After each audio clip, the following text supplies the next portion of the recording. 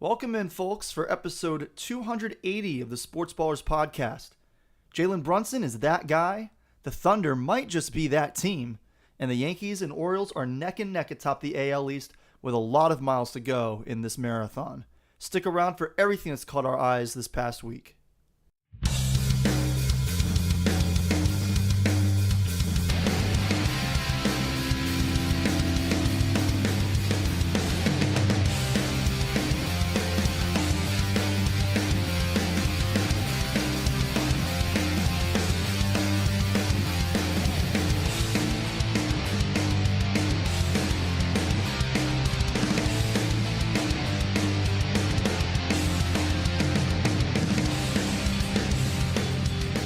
Hello and welcome into this episode of the Sports Ballers podcast. I'm Corey Puffett, your host for the week, and I'm joined as always by Eric Meyer and Evan Ash. How you fellas doing? You must be feeling pretty good.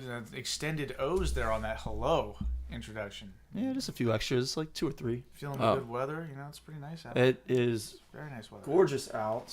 We've had a little bit of some overcast days this week, but I'm okay with the that. weather is terrific. temperature's Mid 70s is my sweet spot. That's where I want it. I can wear a long sleeve shirt or a short sleeve shirt and be equally comfortable in both. That is the definition of perfect weather in my book. Oh, okay. Well, How are you I doing, work Evan? inside. I'm feeling a little tired, so glad you're bringing the energy today, because I ain't got Well, I got a nap in before this, so I'm feeling pretty a good. nap. Yeah. Oh, Yeah. okay. Fancy. And I went to the gym. How's that fancy? It's like kindergarten stuff. Kindergartners take naps, not bourgeois people. Maybe they do. I don't know. They got anything else to do, so they just sleep a little more, I guess. We got a bit to talk about on this week's show. I want to start with, I guess we'll start with some basketball. We don't really have a whole lot to talk about football-wise this week, I don't think. All of the show notes that we have for football are carried over from last week because none of us have looked at it because there's not really anything to talk about in the sport right now. Yeah, we made fun of the draft dummies. Yep. Plenty. On draft day, and Not that they don't deserve for us to continue to make fun of them. no, Because the but- Falcons have no idea but what we'll they're move doing. on. It's time to move on. Yeah. And the Broncos are desperate. So let's talk a little bit of basketball. And real quick before we dive full-fledged into the NBA playoffs, the WNBA regular season starts next week. I forget who the Mystics are playing in their first game, but the Indiana Fever will be playing against the Connecticut Sun. I think that's Tuesday of next week, but it might be Wednesday. Either way, it's like a 7 or 7:30 game, and it'll be on ESPN2. So available for people to see Caitlin Clark's regular season debut in the WNBA. And this week, chartered flights apparently finally a thing Hey, look at for the that. WNBA. Oh, It's amazing how okay. they find the money for that when you have, a superstar like Caitlin Clark, as well as some other really good players that came into the league this year. Well, there's more attention on the league now, so they kind of have to be one to spring for the chartered flights. And Yeah. now it's no longer a salary cap issue because some teams can't afford it. I don't know if it was ever really that. That was No, an this is- issue of contention. Yeah. It did come up. It Like, came up, but I don't know if that was actually the reason. That was the stated reason. Yes. That's the not real the reason real was reason. they don't care about the women players. Yeah. That's the real reason. We noticed. We saw what happened with the women's tournament with the slop prison food lunches that they had to eat. Like, that was Yep. entirely done just to spite the women. Yep. Like, that's Because what they happened. could. Yeah. But so I'm definitely going to try and catch that game. It's Tuesday, May 14th at 8 p.m. Is the game against the Sun. So I should be around to be able to watch that game. Should be a fun one. So you don't agree with the Bill Simmons and Ethan Strauss take that the women's team name should just be a W version of the men's team that they say of the city they reside in? What would be like the women's version of a Pacer? The Women Pacers. No. I'm not kidding. That's what they actually said on What? Simmons' podcast. It was ridiculous. I don't think it's that ridiculous. No. Yes, it is. They're entirely different teams. Like this is not the same as like the Tennessee Volunteers and the Tennessee Lady Vols, where like Okay. they represent the same school. Yeah, there's a universal mascot. Yes, exact. Like these are two separate teams: the Indiana Pacers and the Indiana Fever. Yeah, I what? agree. It's ridiculous. It was a dumb thing to say, especially it would have made some sense if this is when the WNBA was starting, Yeah. in its infancy, but it's been going on for 24 years now. These teams have franchise names. They have their own identities. Like, be serious. Like, Well, what are we when doing here? back when the NFL was trying to get itself started, they played in a bunch of baseball stadiums and copied those teams' names. So like it's not that ridiculous to suggest they do that, in my opinion. But I don't think the WNBA needs to do that at this I point. think it's ridiculous to suggest it now. Yeah, Like, when they've already had, like, to change their names to the they've women. they've been a thing for a long time at Yeah, this point. exactly. It also just it I don't know, it would feel very demeaning to like be like, oh, they're the Lady Pacers or know, I they're agree. the Lady Warriors. I Like agree. I brought this if up there mostly was just to- actually like a feminine version of the name, like what is Hermione in Harry She's a Potter? witch. She's a witch. Yeah. So like it'd be one thing if like we were talking like the Washington Witches, but that also leads to its own potential issues. Which does not have a pleasant connotation. No, it does not. Not to mention you change one letter and all of a sudden you got a very demeaning word for a woman. Yeah. I didn't think of that. So like yeah, like let's just stay away from that. And what the hell, Bill Simmons? Come on, like, what are we doing It here? has some interesting points. Goodness. All right, so for the professional basketball league that is actually playing meaningful games right now, in fact, they are the most meaningful games because they are the playoffs. Playoffs We got the NBA, and we will start. in the post. Let's start in the East today, because both of those series are just one game in. No, that's not true. I failed to update. The Knicks beat the Pacers last night, so they're up 2-0. Oh, right, yes. So the Knicks are up 2-0. Celtics are up 1-0 on the Cavs. So let's talk about those. Let's start with the Celtics and the Cavaliers. Celtics pretty heavy favorites to win this series, understandably so, because they're a lot better than the Cavs. Yeah. What can the Cavs steal a game? Can they steal two games? What do they have a path to win this series? No, they don't. It's over. Like, One game in and it's no, over. No, we the Knicks are up 2-0. The Celtics are already up 3-0 as far as I'm concerned. This series is done. Celtics in 2. That's it. This is a laugher, okay? No shot. I would be surprised if the Cavs get one. Like, maybe they could pick one off in game 3 when the venue changes, they're desperate, and their crowd gets into it, and the Celtics get caught off guard, and they beat them there. But other than that, no chance that the Celtics feel even remotely threatened in this series. It's not going to happen. Like, the Cavaliers are already, like, I talked about it on the chat, where somebody was complaining, or noting in a complaining fashion, that the were complaining. Celtics were minus 1,600 to win. And he was like, that's a ridiculous line. I'm like, no, it's not. It's a perfectly reasonable line. The Celtics are way better than you. And your team, the Cavs, does not have a good playoff reputation as it's currently constructed. This isn't LeBron James's Cavaliers where you're like, okay, well, yeah, they're going to win. This is the Donovan Mitchell, Darius Garland Cavs that we saw come into a series against the Knicks last year as favorites and get absolutely crushed and humiliated and bent over. Like, this is just a completely untrustworthy Cavaliers team that, even if you just look at the regular season numbers, looks vastly inferior to the Celtics team, just like everybody in the Eastern Conference does. They're going to get smoked. Like, they're going to lose Game 2, just like they got crushed in Game 1. And again, Game 3 is their shot to swipe 1. But then the Celtics are going to come out focused in Game 4 if they even lose Game 3, and they're going to beat them there, and then they're going to put them away in Game 5, if not sweeping them just outright. Donovan Mitchell, 33 points in game 1. Jaylen Brown was the leader for the Celtics with 32. The Celtics won all 4 quarters. Really high-scoring first quarter, 40-34, and then a much lower-scoring second quarter, 19-15.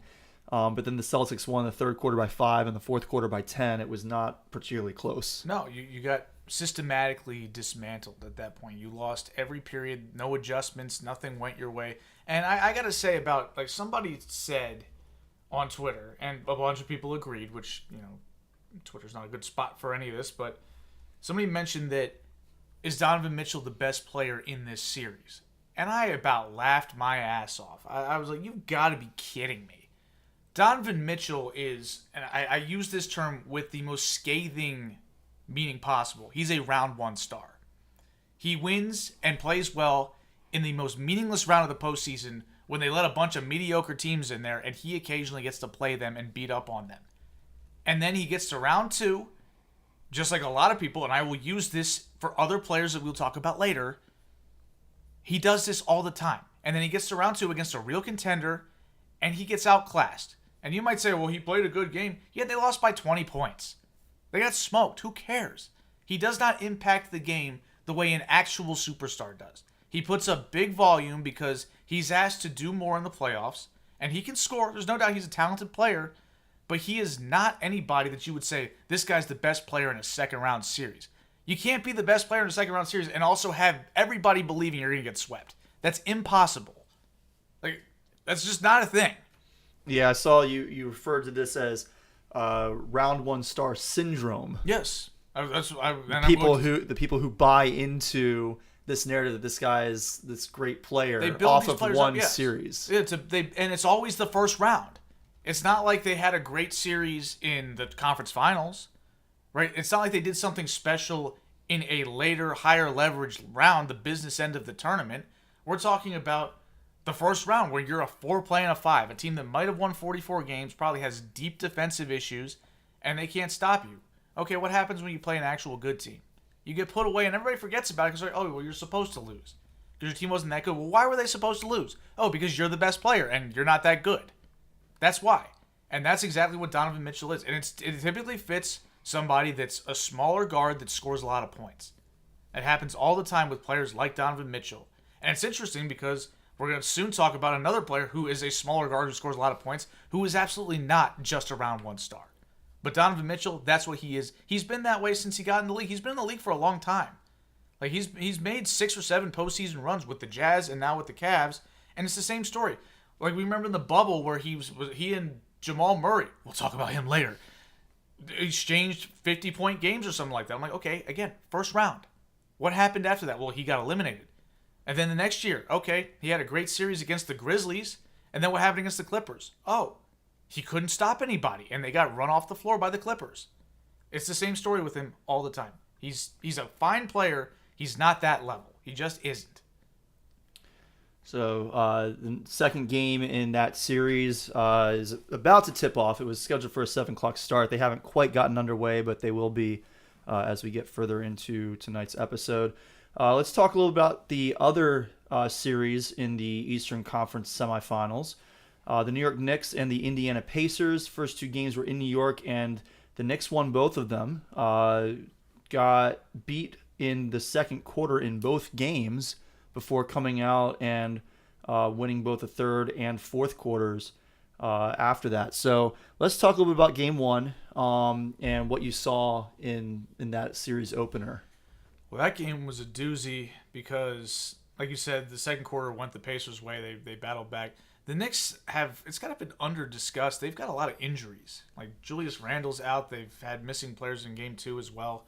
But this game kind of got talked about the most because of some officiating blunders, like namely a illegal screen called, I believe, on Miles Turner late in the game that was later determined to be an incorrect call by the officials and the NBA itself, because the NBA actually does hold their refs accountable almost to a fault. They have a last 2 minutes report where they go through every call made and they determine whether or not the call was correctly made, incorrectly made, or if a call was missed that should have been made, or if it was a good no call. And they go through every single scenario where there could have been something controversial. And if they find that there was a mistake made, how do they keep them accountable? Like, is it just the report? Because even though Major League Baseball doesn't release it themselves, like we do have umpire scorecard on Twitter that kind of serves the same purpose. Does the NBA actually take action against officials who make mistakes? That's hard to say. They haven't publicly stated this guy made a huge mistake, therefore we're taking him off of this playoff series, or we're bumping him out of the rotation or something like that. But I imagine there's some conversation behind closed doors about it. I mean, otherwise, why would you do this? Right. And in the NBA, it makes more sense because, like with baseball, everybody knows the strike zone. We have the electronic box on most broadcasts now to see whether or not a pitch was a strike or a ball. Granted, what's on the broadcast sometimes doesn't match up with what's on like the at-bat app. That's true. Yeah. So I don't know how accurate the ones we get on the broadcast are. I'm assuming the ones we get in the app are probably accurate. they're probably Well, they more got to be I- more I accurate hope than the so. guy standing there just yeah, making stuff definitely. up. right. But the point is like, grief. even if whether or not you trust the box or not, the strike zone is objective. There's a set rule. Yes. Knees to halfway up your torso. Yep. And then the width of the plate. That's Yep. the strike zone. Basketball, there's a lot more discretion with whether something's a foul Yeah. and whether something constitutes legal guarding position, which comes up all the time in the last 2-minute report to determine whether or not something should have been called a foul. And so if something comes up in that report that says that a ref got it wrong, it's like definitely wrong. Yes. Because I would imagine that if it is, a subjective call, like it's kind of borderline, they probably would just say, okay, look, the official made the call that was best in their judgment, and we're going to stand by them on that. they wouldn't say that the official made a good call based on their judgment. They would say marginal contact was made, therefore it was a good no call. It would be nothing about, well, we kind of give the ref the benefit of that. No, we are straight up saying he got this right. Yeah. It's either right or wrong. Yeah, There's yeah. no wishy-washy stuff with it Okay. at all. Got it. Just a bit So outside. that first game of the series, Miles Turner led the Pacers with 23 points. Jalen Brunson went crazy with 43 points in 44 minutes. Good game for him. Pretty prescient that we discussed him specifically last week when we were listing top 5 point guards in the NBA, and you asked me if I would include him, and I said absolutely. And well, the first 2 games have backed that up. Now, with a grain of salt, the Pacers' defense is horrible. Like, this is a very bad defensive team. This is exactly what you would expect a really talented guard like Jalen Brunson to do. But you also have to credit him for what he did in the first round against the Sixers, which the Sixers are, despite their seeding, had the profile of a good defensive team and a very good team overall, and he controlled that series the entire time. Yeah. Yeah. So second game, Brunson got hurt in the first half. Yep. And so that kind of took down his total points for the game a bit, but he came back in the second half, played really well, still ended up leading the Knicks with 29 points, one more than a couple of his teammates, OG Anunoby and Dante DiVincenzo. White Dante, DiVincenzo's bro. Yeah, both had 28 points. Meanwhile, over for the Pacers, the leader was Tyrese Halliburton with 34, and Halliburton's been hot and cold. And I did not watch this game, which is funny because it seems like every time I actually watch a Pacers game this year, Halliburton is just nowhere to be found. He does not exist. I'm like, wait, I thought that this guy was supposed to be good, and he's scoring like 8 points. Yeah. And then when I don't watch, that's when he chooses to go off. So only put him on your fantasy lineup when I'm not watching the Pacers, Well, basically. it was funny because Halliburton started off the season really hot. And then He did. They had the in-season tournament, and he led the Pacers to the in-season tournament finals, and they lost to the Lakers. But kind of funny that the Lakers won that tournament. Looking back, they just fired their coach. We'll talk about that in a second. But just to show you how meaningless that whole exercise was. So let's do it again next year. Yeah, run it back. But yeah, like Halliburton's been like, again, we talked about him, whether or not he's a top 5 point guard, and I think I included him in the top 5, but I was more hesitant. But whereas Brunson, I very much had Brunson ahead of Halliburton in terms of the hierarchy in the NBA, and I stand by that based on what we've seen. I mean, the Knicks are clearly the better team. They got the better coach, and all that is true, no doubt. But they're also injured to hell, and they were even more injured in Game 2, including Jalen Brunson, who missed a big chunk of the game. And that's when the Pacers kind of took control for a little bit and looked like they were going to tie the series.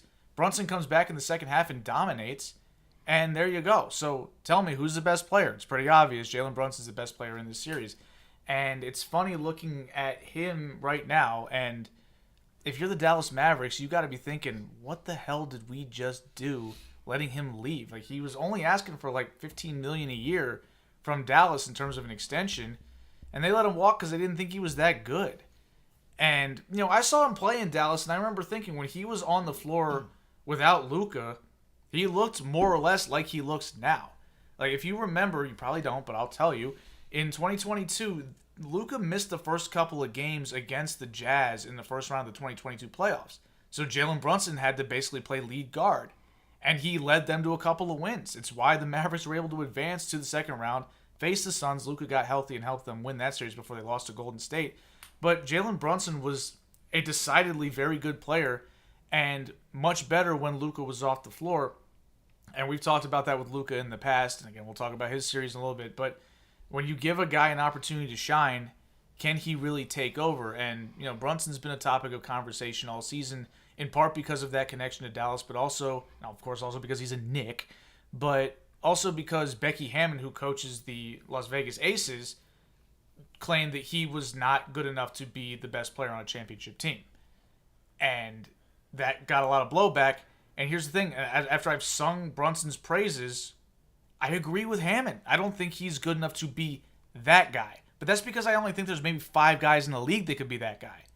And he's not quite one of them. But that's okay. Like, if you could be a number 2 on a championship team, they put plenty of those guys in the Hall of Fame too. Now, they put a bunch of guys that couldn't be a number 3 on a championship team in the Hall of Fame. They do it all the time. So, Jalen Brunson's pretty damn good, and I hate the idea that everybody has to be a champion in order to be worthy of watching. This is why you have so many playoff rounds, is because you like to see the round 1 star torch a team. It's fun. Yeah. Just don't get too caught up in it. Right. But it's still enjoyable. And you like to see guys like Jalen Brunson lead injured teams, presumably to a conference finals where they're going to face the Celtics and they're probably going to lose. But that's okay. I'm sure Knicks fans would be like, yeah, this is awesome. They haven't won anything since 1973. I'm sure they'll be happy to win some playoff rounds. I know I would be if the Wizards made the conference finals. They haven't done it in my life. So, there you go. Well, John Wall had that game 6, in the conference semis at one time. Yeah, I'm gonna invoke you like with Jim Palmer in Game 3 of the '69 World Series. What happened in Game 7 in Boston? What happened there, John? You got outplayed by Kelly Olynyk? Really? You gotta be kidding me. It's terrible. So there's a decent chance that the Celtics versus Cavs series will be over by the next time we have a show. Not as sure about the Knicks Pacers. Granted, if the Knicks do win the next 2 games tomorrow at 7, their 4th game would be Sunday at 3:30. So that could also be over. And even if they did go to a game 5, if the Knicks win it at that point, that's next Tuesday. So also, shout out to Josh Hart for giving us a pretty awesome hot mic moment when the fans were chanting something at a certain broadcaster for TNT who has a villainous reputation in Madison Square Garden. Yeah, I saw the. I didn't hear the audio, but I saw like the clip and the tweet that gave it context. Yeah, and Reggie Miller was getting heat from the fans because Reggie Miller's not well liked by Knicks fans because of what happened in the '90s. And they made a 30 for 30 about it, and it was great. I highly recommend you go and watch that if you haven't seen it. It's called Winning Time. It's great.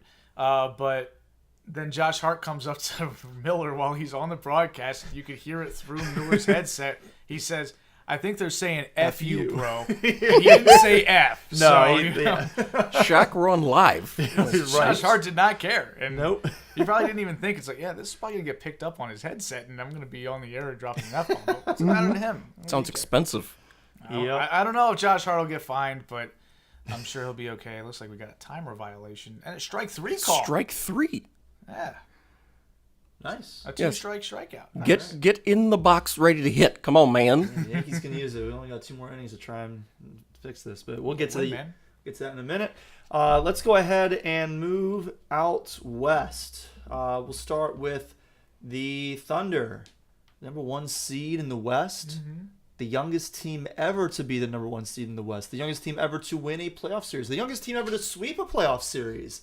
The Oklahoma City Thunder, an average age of 25 years old, which is the 2nd youngest team in the NBA, period, this season. Who is the youngest? Is that Detroit or San Antonio? I think it was San Antonio, It's probably but the Spurs. I don't remember for sure. Okay. In any case, the Thunder are up a game on the Mavericks. So that series continues tonight at 9:30 p.m. on ESPN.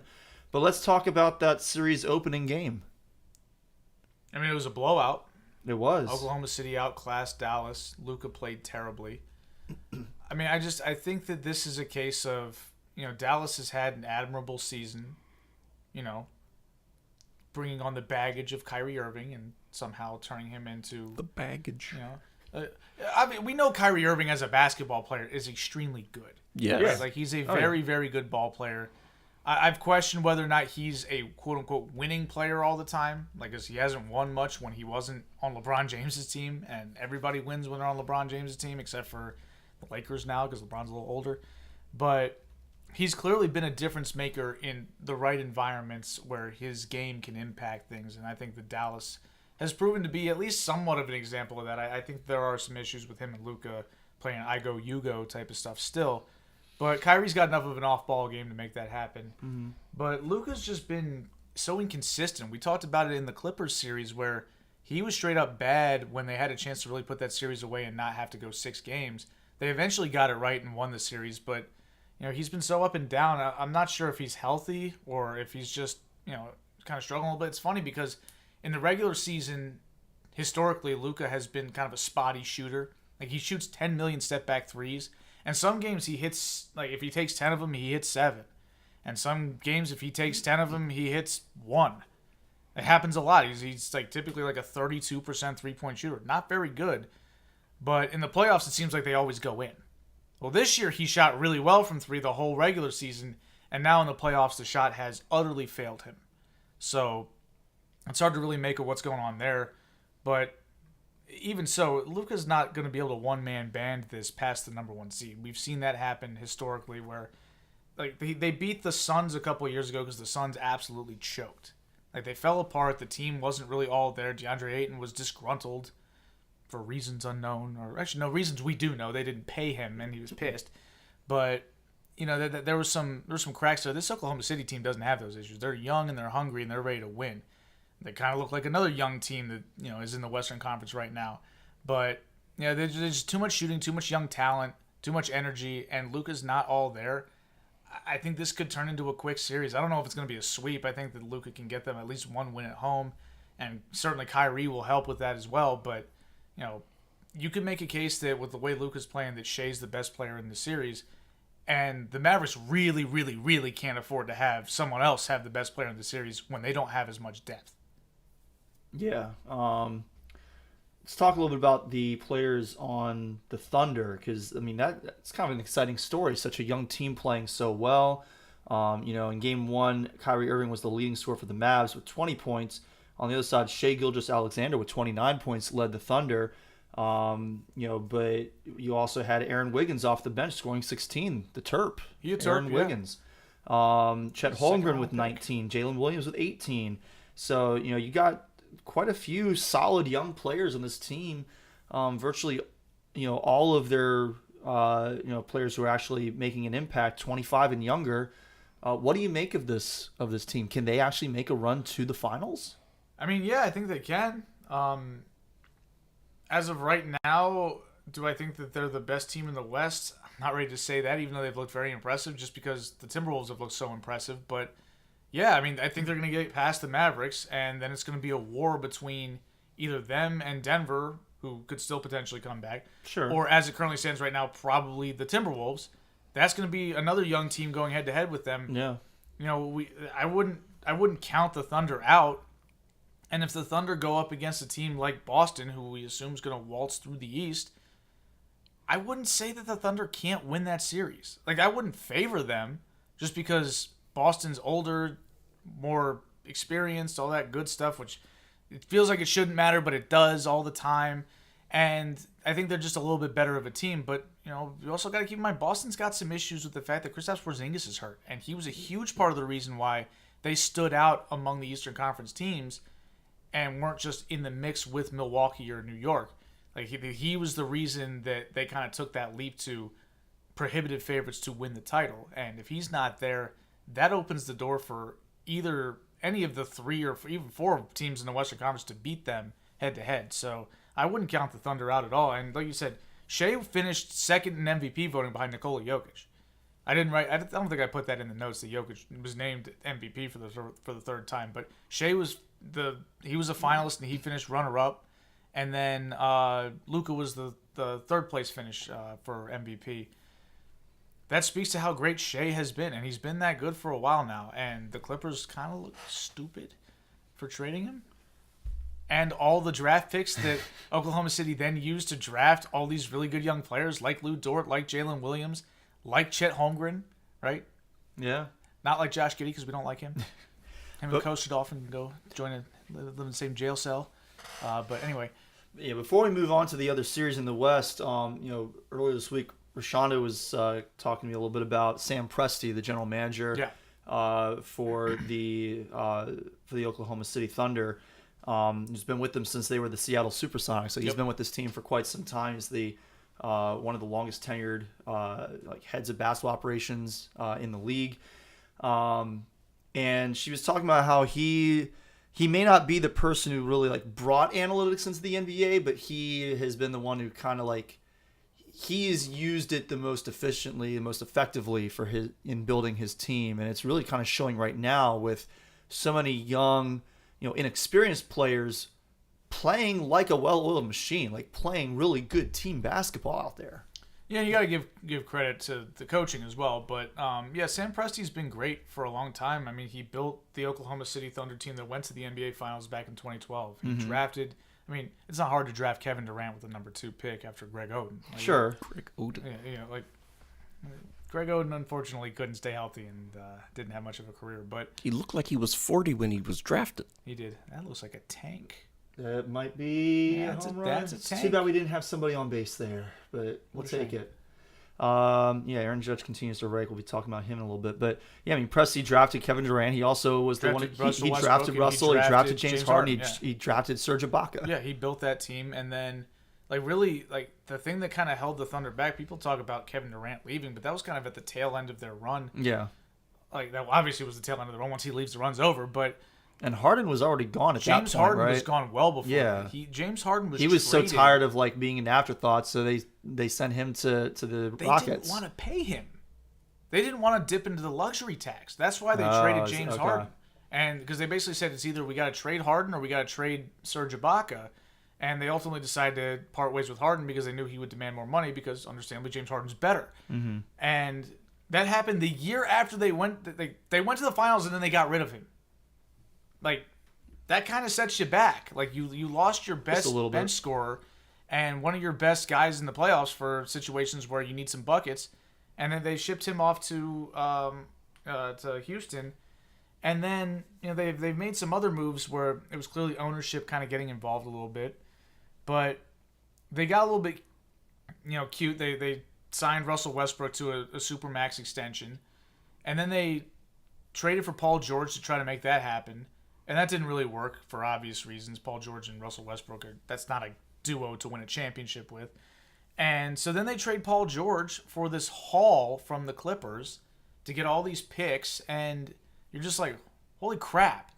And of course the Clippers did it because it was a package deal. They were getting Kawhi Leonard as well, and Kawhi wouldn't have gone to the Clippers if Paul George wasn't also going to the Clippers. But, you look back at it in hindsight, and the Clippers made one conference final, and were not healthy for it, so they lost it, and they haven't threatened to win a championship since. Except for in December when everybody's like, oh, look out for the Clippers. And we all know it's fool's gold because it's the Clippers. Yeah. And, and now you look at the Oklahoma City Thunder, who are probably in year one of a window because this is the first year Chet Holmgren's played. Right? Chet didn't play at all last year. And, now he's here and he's really, really good. And he's only going to get better. Shea's probably only going to get better. He's still 25. He's a really good basketball player. Jalen Williams. We talked about all these guys. And hell, Aaron Wiggins was kind of an afterthought second-round pick.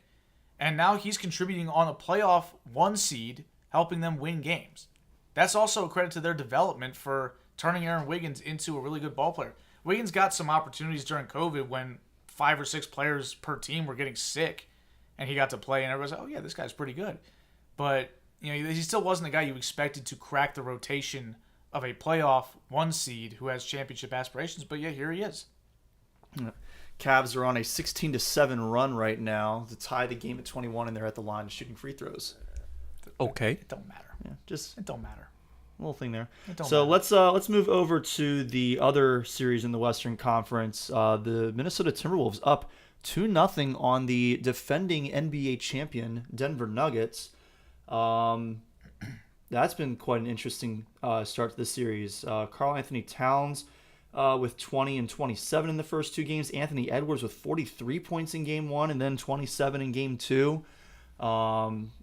You got on the other side the Nuggets, Nikola Jokic with 32 points in game 1 and then only 16 points in game 2. He kind of disappeared, and that was a big reason why the Timberwolves scored 106 in both games, but they won by 19 more points in game 2 than they did in game 1 because they held the Nuggets to 99 and then to 80 points.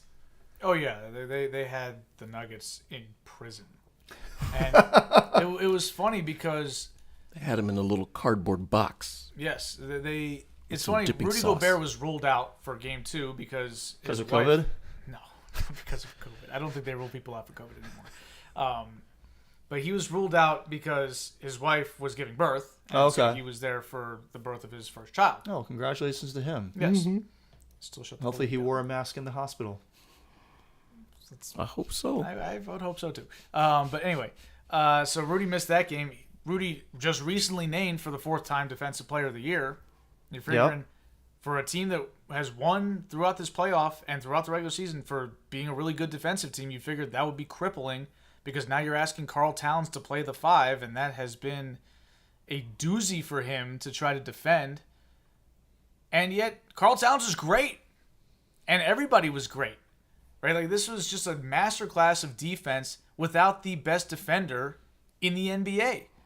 Like how And, did and it didn't come at the expense of his offense because he actually scored 7 more points in game 2 than he did with Rudy Gobert on the court in game 1. Yeah, he absolutely cooked. You got to give Karl Towns credit for balling out. Like we've still seen at times in this playoff against the Suns, he still has a tendency to commit some really dumb fouls, but he's playing hard. He's Yeah, playing but with a lot Anthony of heart. Edwards has been trying to put a stop to that. He's been, dude, stop fouling. And I think there's I loved that press that conference. was awesome, great. and he's done that before. Like when somebody asked Karl about his defense specifically, that he was going to be, how he has a reputation as a not great defender.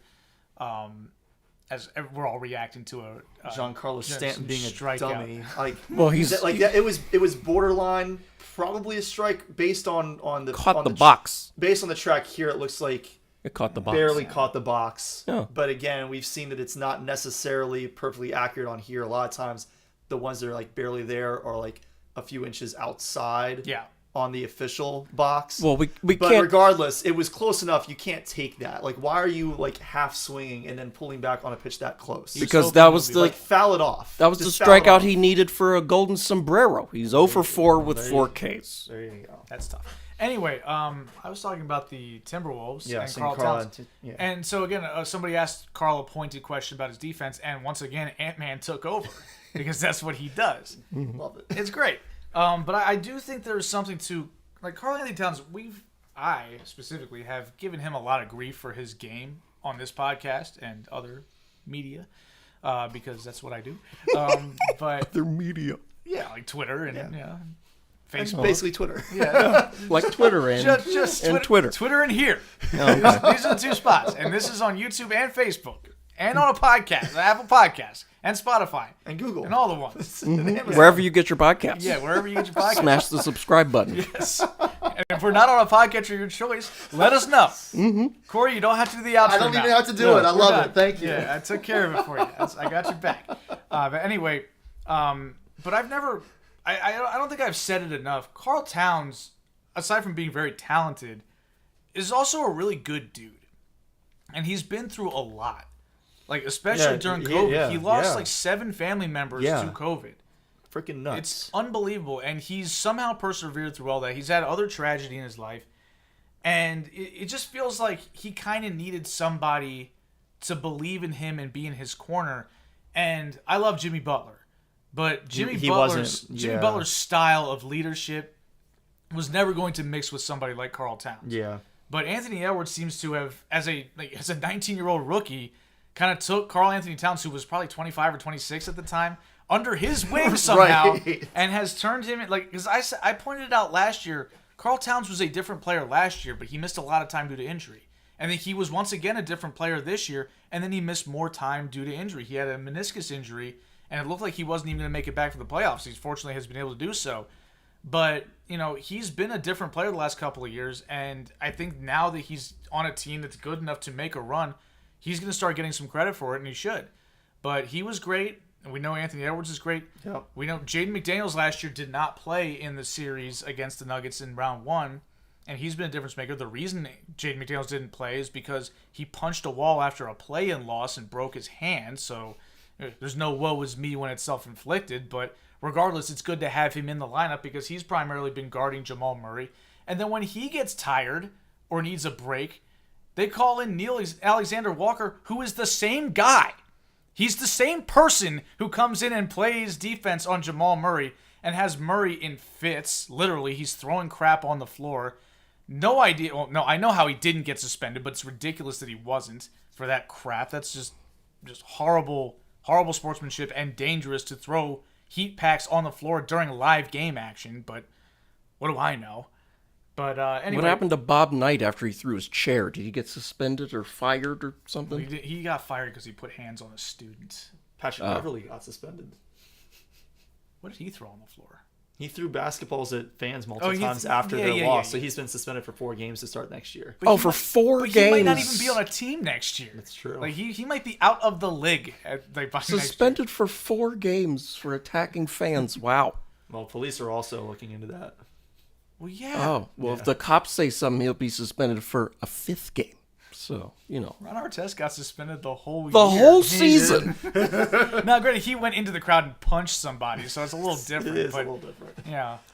So, all right, Timberwolves, really good team, really fun team. A lot of people that are easy to root for. Yes. Let's talk just a little bit about what is going wrong right now for the Nuggets. I already mentioned Nikola Jokic after a pretty solid game 1. Way down in game 2, he wasn't even the leading scorer for the team. Kentavious Caldwell-Pope, what's going on with him? 37 minutes in game 1, 6 points. 28 minutes in game 2, 4 points. Like, how is this a starter on their team scoring 10 points over the course of the first 2 games of a conference semifinal series? Well, it's hard to explain Caldwell Pope's struggles because he's generally been a pretty solid playoff performer. He was for Denver last year. He was for the Lakers when they won their 2020 championship. He's a good basketball player, but he's also a role player. And role players sometimes have their struggles. And you're playing a really good defense. The Timberwolves do not let up in rotation. They make sure that if they need to close out to somebody, they do. And that's going to hurt somebody who primarily spends his time off the ball shooting threes or trying to attack closeouts. Well, if those closeouts are really good, you're going to have a hard time finding your rhythm. And I think that's what's going on with him. Another starting guard who's struggling a little bit right now, Jamal Murray. 17 points in game 1 and then only 8 points in game 2. And you mentioned earlier we're going to get to Jamal Murray. So let's talk about Jamal Murray. I'm going to talk about Jamal Murray. Last year, I had to eat some crow because I questioned whether Jamal Murray was an adequate second player on a championship team. They won the championship last year, and Jamal Murray was a big part of it. So clearly that was proven wrong. Seemed to finally be like that bounce back from what we saw in the bubble being amazing and then just kind of... In round 1. Yeah, and then disappearing. Granted, injuries were a big part of that. Yes. But came back and, as you said, big part of their championship run last year. Yes, but I will note this, and it's something that we probably should have talked about a bit more from the Nuggets. The Nuggets had literally the easiest path to a championship of all time. Last year? Yes. In terms of opponent win percentage, since the 4 rounds of the playoffs have existed, I think it started in 1984. So basically 40 years worth of postseasons. Easily. Like, they were the worst ones. Like, it wasn't close. The highest win total they faced last year was 45. And that was the Phoenix Suns in the second round. Wow. And the Suns, not only were they a 45-win team, it wasn't even the same team that won them that games. It was this Frankenstein team they put together because they traded 2 of their starters for Kevin Durant. And then Chris Paul gets hurt. DeAndre Ayton gets hurt / disgruntled / not playing basketball anymore. Underpaid. And they still got taken to 6 by that team. They played the Lakers. They played 3 play-in teams en route to a title. You're supposed to play 1. You're the 1 seed. You play the play-in team in the first round, and after that, no more play-in teams. No, they got the Lakers, who were a conference finalist somehow, and then they get the Miami Heat in the championship series. So the reason why I call this out isn't just because maybe, everybody's like, oh, the Nuggets were so dominating. Holy crap. Nearly decapitated with a curveball there. I've been seeing a lot of that this year. Yeah, that's not good. But anyway, so not a really tough schedule. So they went 16-4 to win that championship. So clearly they dominated the teams they were supposed to dominate. It's not to take away from their title But run. they didn't play particularly competitive teams en route to that title. No, and which makes it interesting because you have, Nikola Jokic wins MVP 2 years in a row. Yep. They don't win the championship either year. They got swept in 2021 by the Suns in the second round, and they got gentlemanly swept by the Warriors in the first round of 2022. Right. So then last year, at least according to some, they punished Nikola Jokic by not giving him the MVP. I said that, yes. And they wound up winning the finals, granted the easiest path Yeah. in the history of the 4-round playoff to do so. Yes.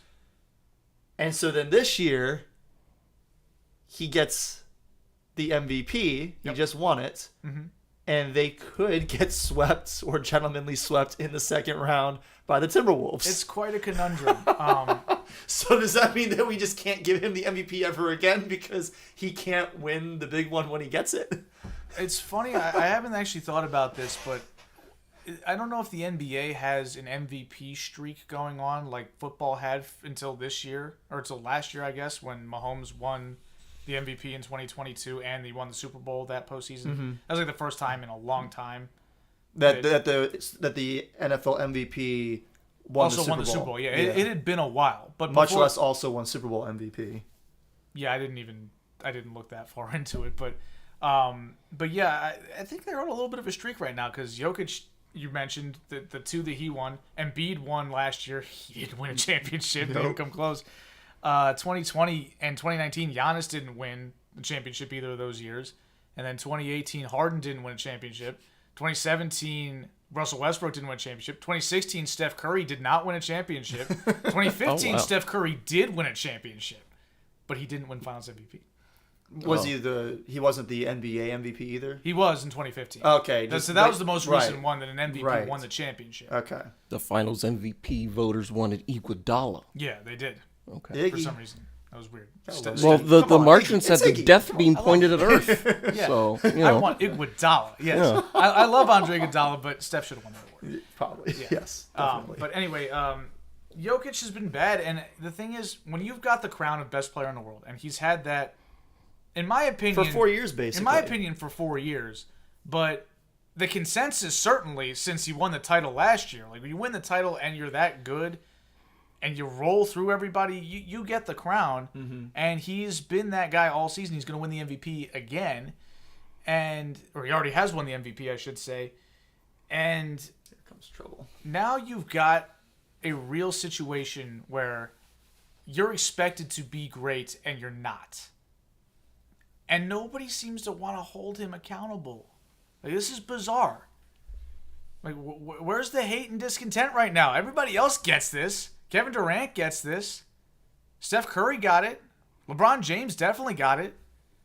Right? Like, are people not as want to levy that kind of animosity toward a player who clearly doesn't care as much as some of those other players you named about basketball? I think there's a certain detachment from not just in terms of Jokic's attitude about basketball. Well, because like if Jokic, it's well documented, like he would be just as content to just like live on his horse farm or whatever. Yeah, he doesn't seem to be all that interested in being a basketball star. Yeah, he's a reluctant star in the NBA. And so if people giving him grief over not actually being that good, is not going to get under his skin, maybe people just don't bother. I also think there's a detachment because he doesn't remind people of themselves in the sense that he's European.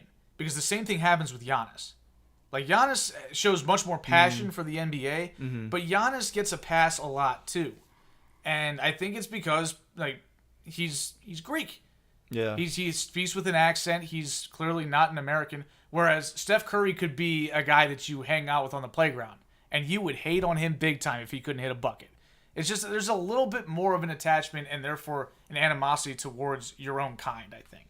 And I think that an American audience has a harder time either way, because we see the same issue with Giannis and Jokic not being able to draw a lot of fans, but it also means you don't draw as many haters. Right. But as somebody who likes basketball and talks about basketball a lot, right now Jokic needs some haters because he's playing poorly as the best player in the world, and his team's getting their asses kicked by someone that they're supposed to beat. Okay, coming into the series, they were pretty heavy favorites to advance past the Timberwolves, and right now they don't look like they have a chance in hell, and Jokic looks overwhelmed. He doesn't look like he's ready to live up to the moment, and it's not just about his play. He's also got to light a fire under his team, right? He's got to be a leader in this moment, and I don't know if he's going to be able to do it. I don't know if it's just a matter of complacency setting in. We've seen this Nuggets team kind of take their foot off the gas against the Lakers, but since the Lakers were such an underwhelming opponent, they just won anyway.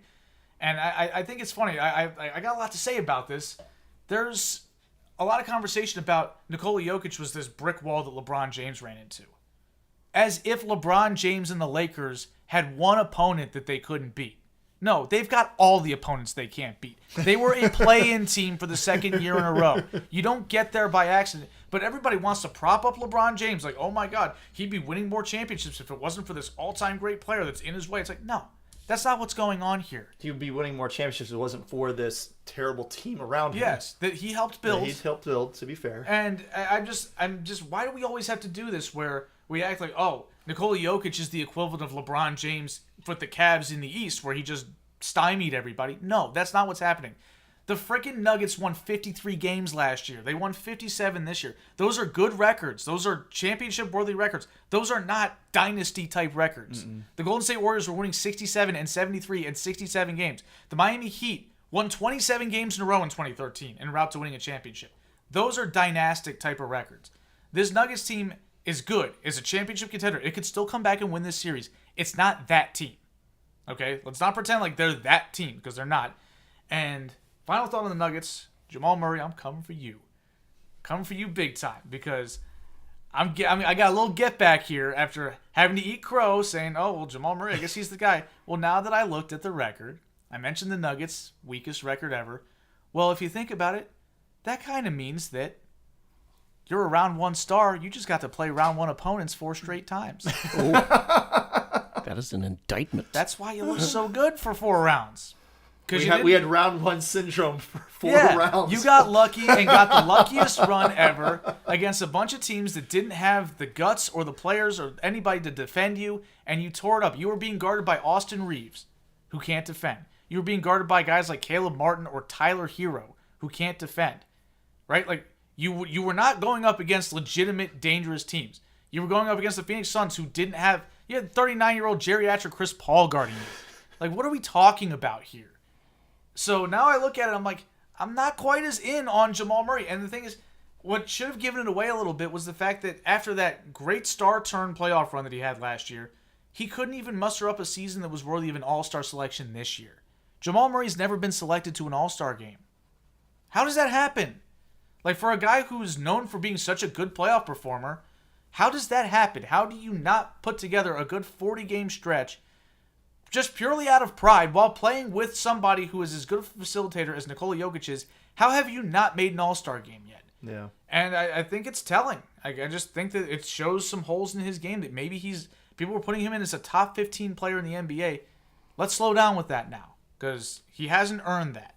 Yeah. And he has a chance to earn it if he can get back against this Wolves team, but do you think that's going to happen? Because I don't.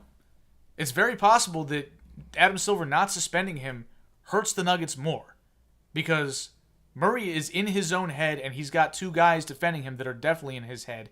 And if he doesn't step up, he's going to be a liability on the floor. Yeah. So let's talk a little bit of other NBA topics. We already mentioned that Rudy Gobert won Defensive Player of the Year. We mentioned that Nikola Jokic won MVP. Victor Wembanyama, unanimous Rookie of the Year. Understandably so, considering how many highlights there are out there that you can find very easily on Twitter, on YouTube, of offensive players on fast breaks, where it's like 3 offensive players to Victor Wembanyama. and they like run into the they run toward the basket, they pass it away, run toward the basket, pass it. Like everybody is so scared of being in the same arc as Victor Wembanyama. Like, there should be a stat for shots that weren't taken because of me. Right. Like, you miss 100% of the shots you don't take. Like you can't get a block if they don't shoot the ball. Yeah, exactly. It's kind of like the cornerbacks who like are great but they don't get interceptions because the quarterback doesn't throw toward them. Yeah, they don't throw that side. That's what Richard Sherman said. You have to bait them to doing it to get picks. That's what he did. That's why he was still able to get picks. But so maybe Victor Wembanyama just needs to learn how to do better at baiting people into taking shots. I don't think that's going to work. He's still too tall. But it's funny because it's so impressive that he won Rookie of the Year this year because Chet Holmgren was in the field. And Chet not only was very good, Chet was on the number 1 seed. Yeah. And a lot of people would say, hey, the fact that you were contributing to a winning team gives you a leg up. A certain podcaster named Bill Simmons said so back in December. It's like he straight up said, if the Thunder are like a top 3 seed, I'm voting for I'm voting for Chet Holmgren. And Bill Simmons does have a vote. And we know he voted for Victor Wembanyama because it was unanimous. Oh wow, yeah. Yeah, so clearly he walked that back, which understandably because Victor Wembanyama was significantly better than Chet Holmgren, and he would have to be on that bad of a team and win this award over Chet because Chet was worthy. Chet was really, really good, and Victor won it anyway. He finished second in Defensive Player of the Year voting as a rookie on a bad defensive team. Wow. But the team was really good defensively when he was on the floor. They just gave it all back when he sat for 10 minutes. Like, it just didn't matter. Not saying something. Yeah, so I expect him to win some DPOYs in his career. He might, Rudy Gobert's won 4. I think that's tied. Oh, there's a knock. I think that's tied for the most all time with, I don't know. I don't know if they gave that award out when Bill Russell was playing, or maybe Hakeem won 4. I don't know. But wouldn't shock me if Victor Wembanyama won 4 or 5 himself. Yeah. The NBA Coach of the Year was Oklahoma City Thunder head coach Mark Daignault. Daignault, yeah. And for the first time ever, I've never heard of that person. I can say, I believe I had that one. And yet he's somehow still going to get fired, isn't he? They're going to win a championship. We still have a few months. Yeah. We still have some months. Yeah, the Ime Udoka thing was over the summer. It settles down. Ime Udoka got fired like a week before the season started. Yes, just in time. What? And of course he makes a terrible throw, but Carlos Santana bails him out with the scoop. Yeah. I don't think that's But we Carlos got a guy- Santana. But we got a guy in scoring position. Oh, no, That's some guy Singleton. named Singleton. I thought Carlos. Whatever, it doesn't matter. Anyway, Mark Daignault. Yeah, he won Coach of the Year as he should have. It's kind of weird because now that I think about it, predicting Coach of the Year is kind of pointless because usually the guy that wins Coach of the Year is a surprise. So you're trying to guess something that you don't actually think is going to happen. Right? Because it's usually going to be like the coach of the team that does a lot better than anybody expected. Yeah, exactly. So if anybody expected the Thunder to be in the playoffs, they certainly didn't expect them to be the 1 seed in the West. Yeah, I didn't have them as a 1 seed. I thought they were going to make the playoffs because they were in the play-in last year, and I thought they were really close to breaking out, and they did. But 1 seed, I figured that would be Denver. Yeah. Right? But, yeah, great coaching job. I mean, again, like I said, he deserves a lot of credit for his impact on that team, and good for him. He deserved the award, and hopefully he keeps his job. Yeah, a couple of coaches who did not keep their job. No. Starting with the Phoenix Suns, Frank Vogel, he gone. They got swept in the first round, and so he's out. Seemed like the Suns players had a lot to do with this because Vogel was just hired this year. This is a one and done situation. Ooh. And Frank Vogel is a championship coach. He won a championship with the Lakers in 2020. So, kind of, yeah. I mean, granted, Frank Vogel did get fired by the Lakers after the 2022 season, which was a disaster. That was the first year Russell Westbrook was there. I think the only year he really was there because he got traded the next season.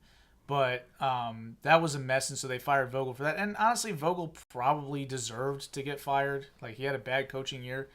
And I've said this about coaching in football and basketball. 75% of the coaches you could justify removing from their position at any point. You can find a reason to do it. It's just that most times you're not willing to do that.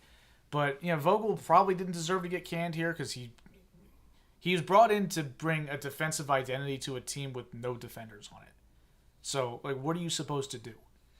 right? Like I can't go in here and say, hey, let me turn Kevin Durant into Victor Wembanyama. Like that's not real. And KD's 35. Like he's too old for that, and he's still expected to be their best offensive player, and he's 35, and he's playing on a repaired Achilles. He's not going to be your defensive stopper. Yeah. And Wait, Bradley Beal's going to play defense for the first time in his life. He did so much of that in DC. Yeah. Brad Beal. Please. So Vogel got fired by the Lakers in 2022. Darvin Ham fired by the Lakers in 2024. Again, this is another case where I believe that In-season tournament winning coach, that's right. Darvin Ham. That's true. Conference finalist Darvin Ham last year. Yeah. Happened. Conference finalist. Yeah. Hang a banner like The Colts did? the Colts did when they made the AFC Championship game and lost 45-7. Oh my god. But That game wasn't even that close. it really wasn't. But the deflated footballs, Yeah, the whole thing. Yeah. Who are we making fun of? Oh yeah, Darvin Ham. Darvin Ham. Yeah, this is a case where you go out. You can make fun of LeBron for being a coach killer, because I think this is his 11th coach. But he's played 21 years, so you're gonna have a lot of coaches. But still, to be that good and to have basically a new coach every 2 years. Well, he didn't have to. He could have just stayed in Miami with Spo. But he tried to Yeah. get Spo fired too, and Pat Riley said no. And I think Pat was right. So. I think so too. Yeah. So I think that it's kind of ridiculous that, this is all once again happening where it's like, oh, but the thing is, are they appeasing LeBron because LeBron's opting out? We talked about this. They don't even necessarily know that he's going to be back with the Lakers next season. We presume that they want to bring him back, and we assume LeBron wants to be back, but we don't really know the context. And I think that I'm assuming they fired him based on the idea of, okay, if LeBron comes back, like he's going to want to have a different coach. So there's no way in hell we can keep Darvin Ham and expect LeBron to return. But, again, Ham was not good this year. He struggled with figuring out their rotations, and it took them too long to actually get into a groove, and as a result, they were in the play-in again. But you end up in the play-in when you're just not that good. It doesn't really matter who your coach is. It's not that big of a deal who the coach is all the time. Coaching matters more in the playoffs, but if your team's not good, what can you do? There's only so much. But again, Darvin Ham did not do a good coaching job. But I could also say the same thing about Steve Kerr. The Warriors didn't fire him. Right? Yeah. The Warriors gave him an extension. So it just shows you how the Lakers felt about Darvin Ham's performance and how it affects his relationship with the players. And so they got rid of him. Yep. All right. Anything else on the NBA? I think that covers it. I mean, we talked about the playoff series. We made fun of Jamal Murray and gave Jokic enough grief, and made fun of Donovan Mitchell, which I don't really love to do because I like Spider, but people need to chill. Round 1 starts, guys. Well, Boston is up by 4 late in the first half against Cleveland right now. Can I list some other round 1 stars? Sure. Okay. Trae Young. Yankees lost. Bummer. Trae Young. Trae Young. Yeah. Okay. Damian Lillard. Okay. Dame time. Yeah, Dame Was time. he actually good during round 1 this year? I don't really know. It was weird because he got hurt. Yeah. So he had a good game 1. That was it. Yeah. Yeah, so he didn't really do much, but yeah, he's a round 1 star. Okay. Because he's never had a good round past round 1, and he's been past round 1 a few times. Okay, so we're not just talking about like this year. We're talking about like. I mean, just in as general. a profile as a player. Okay, Yeah. okay. Like I'm calling out specific individuals for this. So yeah, I said Donovan Mitchell. I said Dame. Yep. I'm gonna put Jamal Murray there. I'm gonna keep him there. He stays there. He can prove me wrong. He's got time. He can prove me wrong tomorrow night. But he goes there.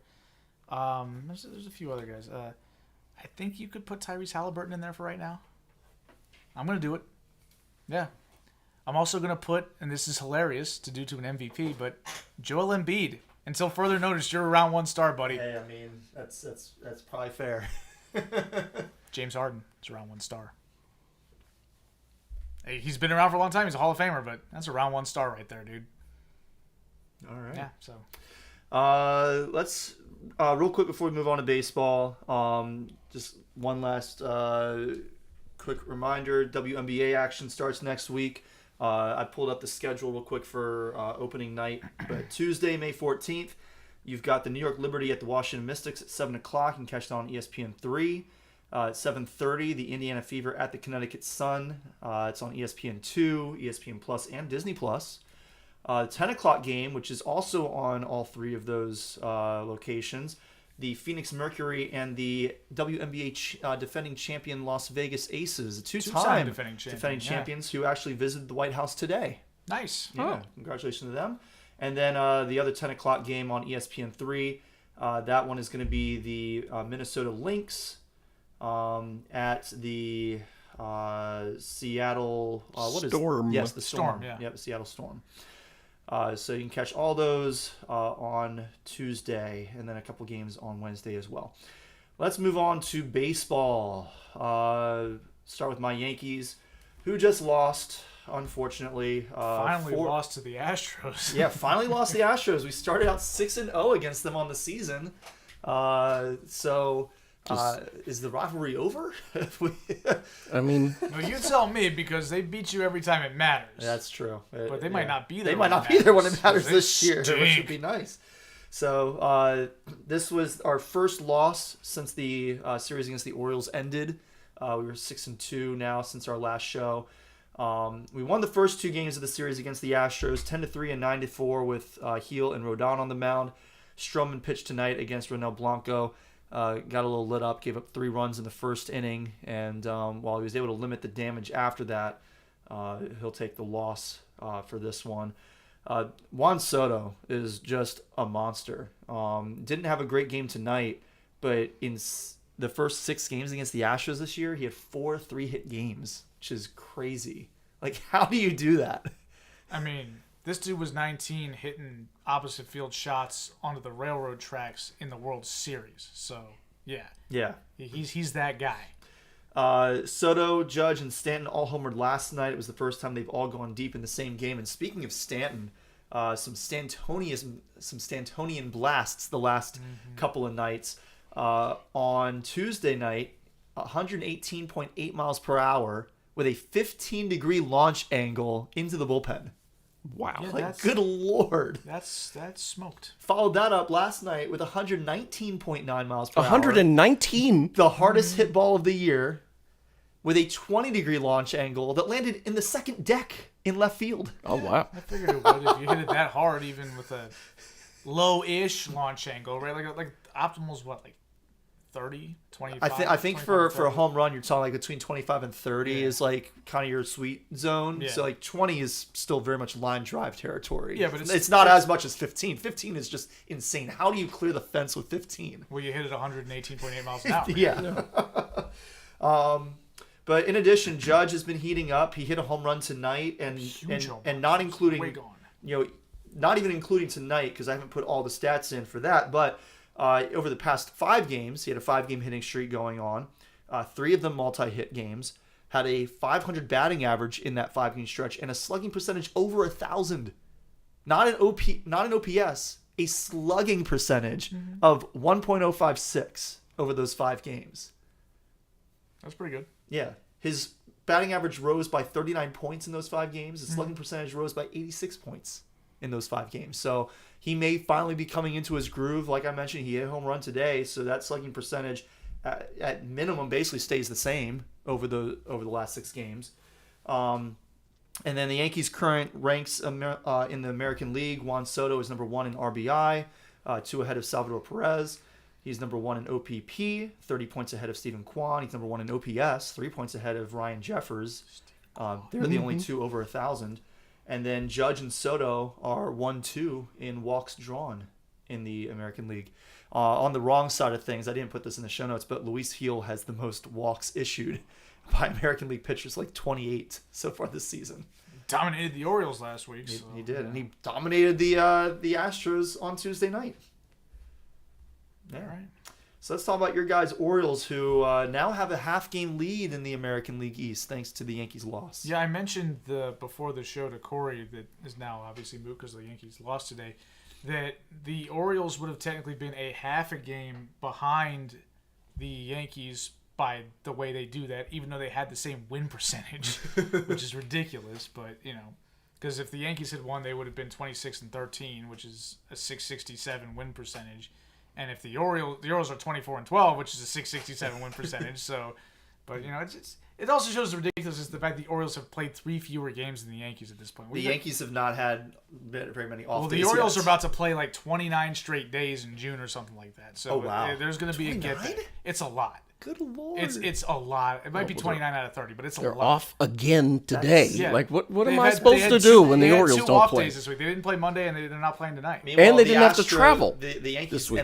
and the Astros, by extension, were like the only 2 teams that I think played all of the first 4 games of the season. They played a 4-game series with no off day in the middle of it. Yeah, you didn't have that weird. Because they have a opening day. dome. Yeah. Yeah, because they didn't have to worry about a rainout. Yeah.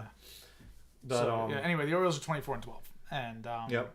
yeah, they saved their sweepless streak, as it were.